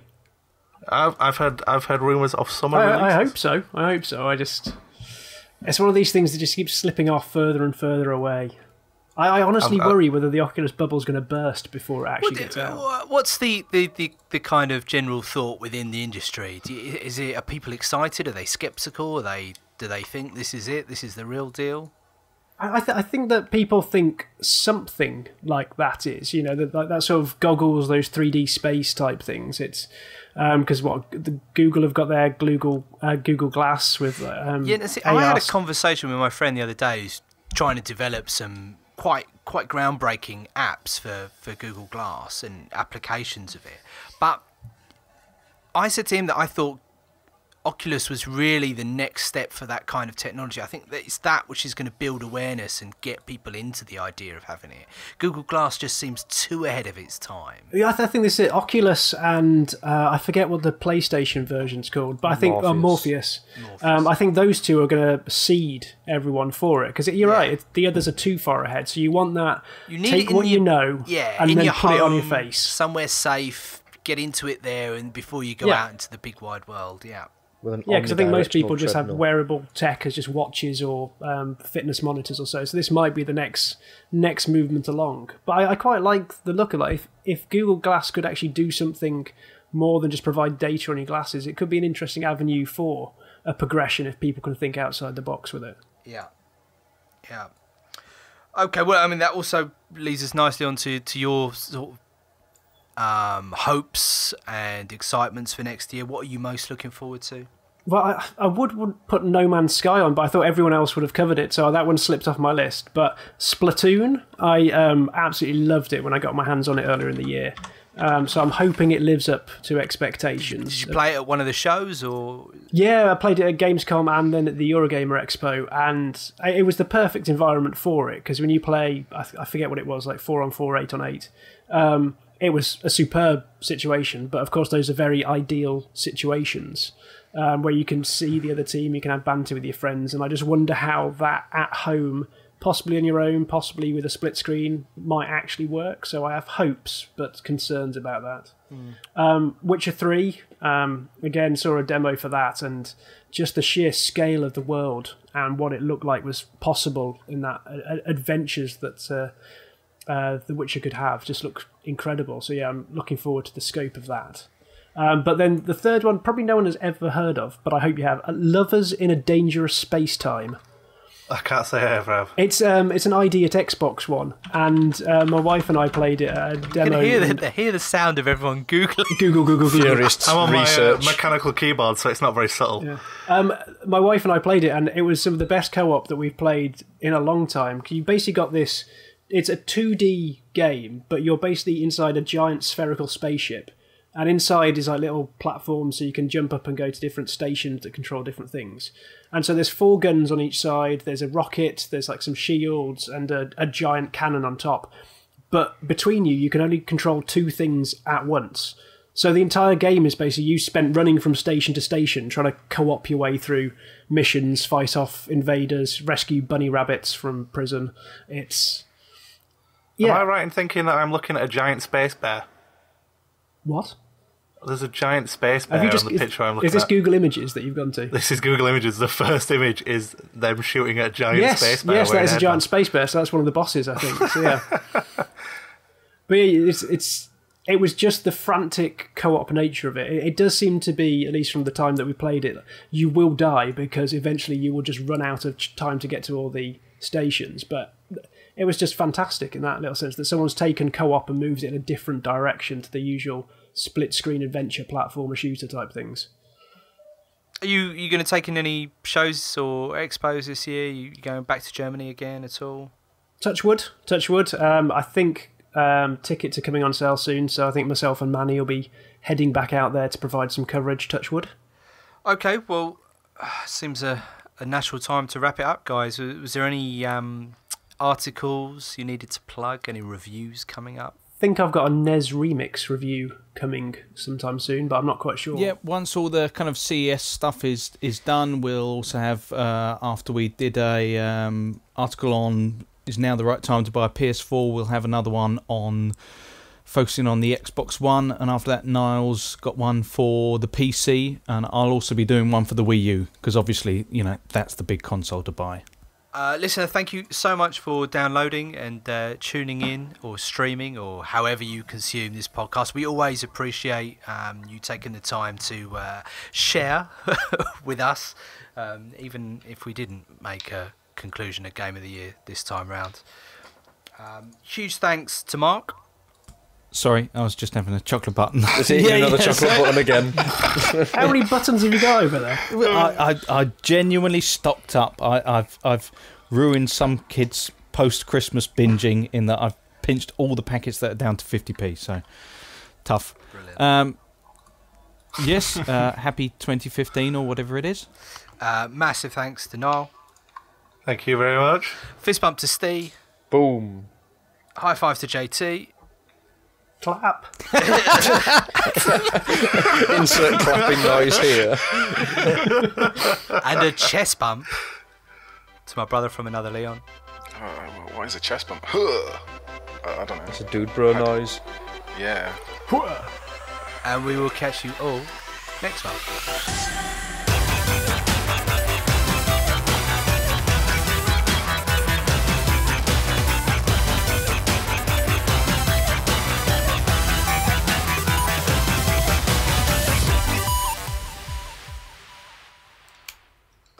I think it's all right, isn't it? It better be. It'll do. It's about the journey, not the destination. It is It'll be about. You're fine. so right. You're absolutely right.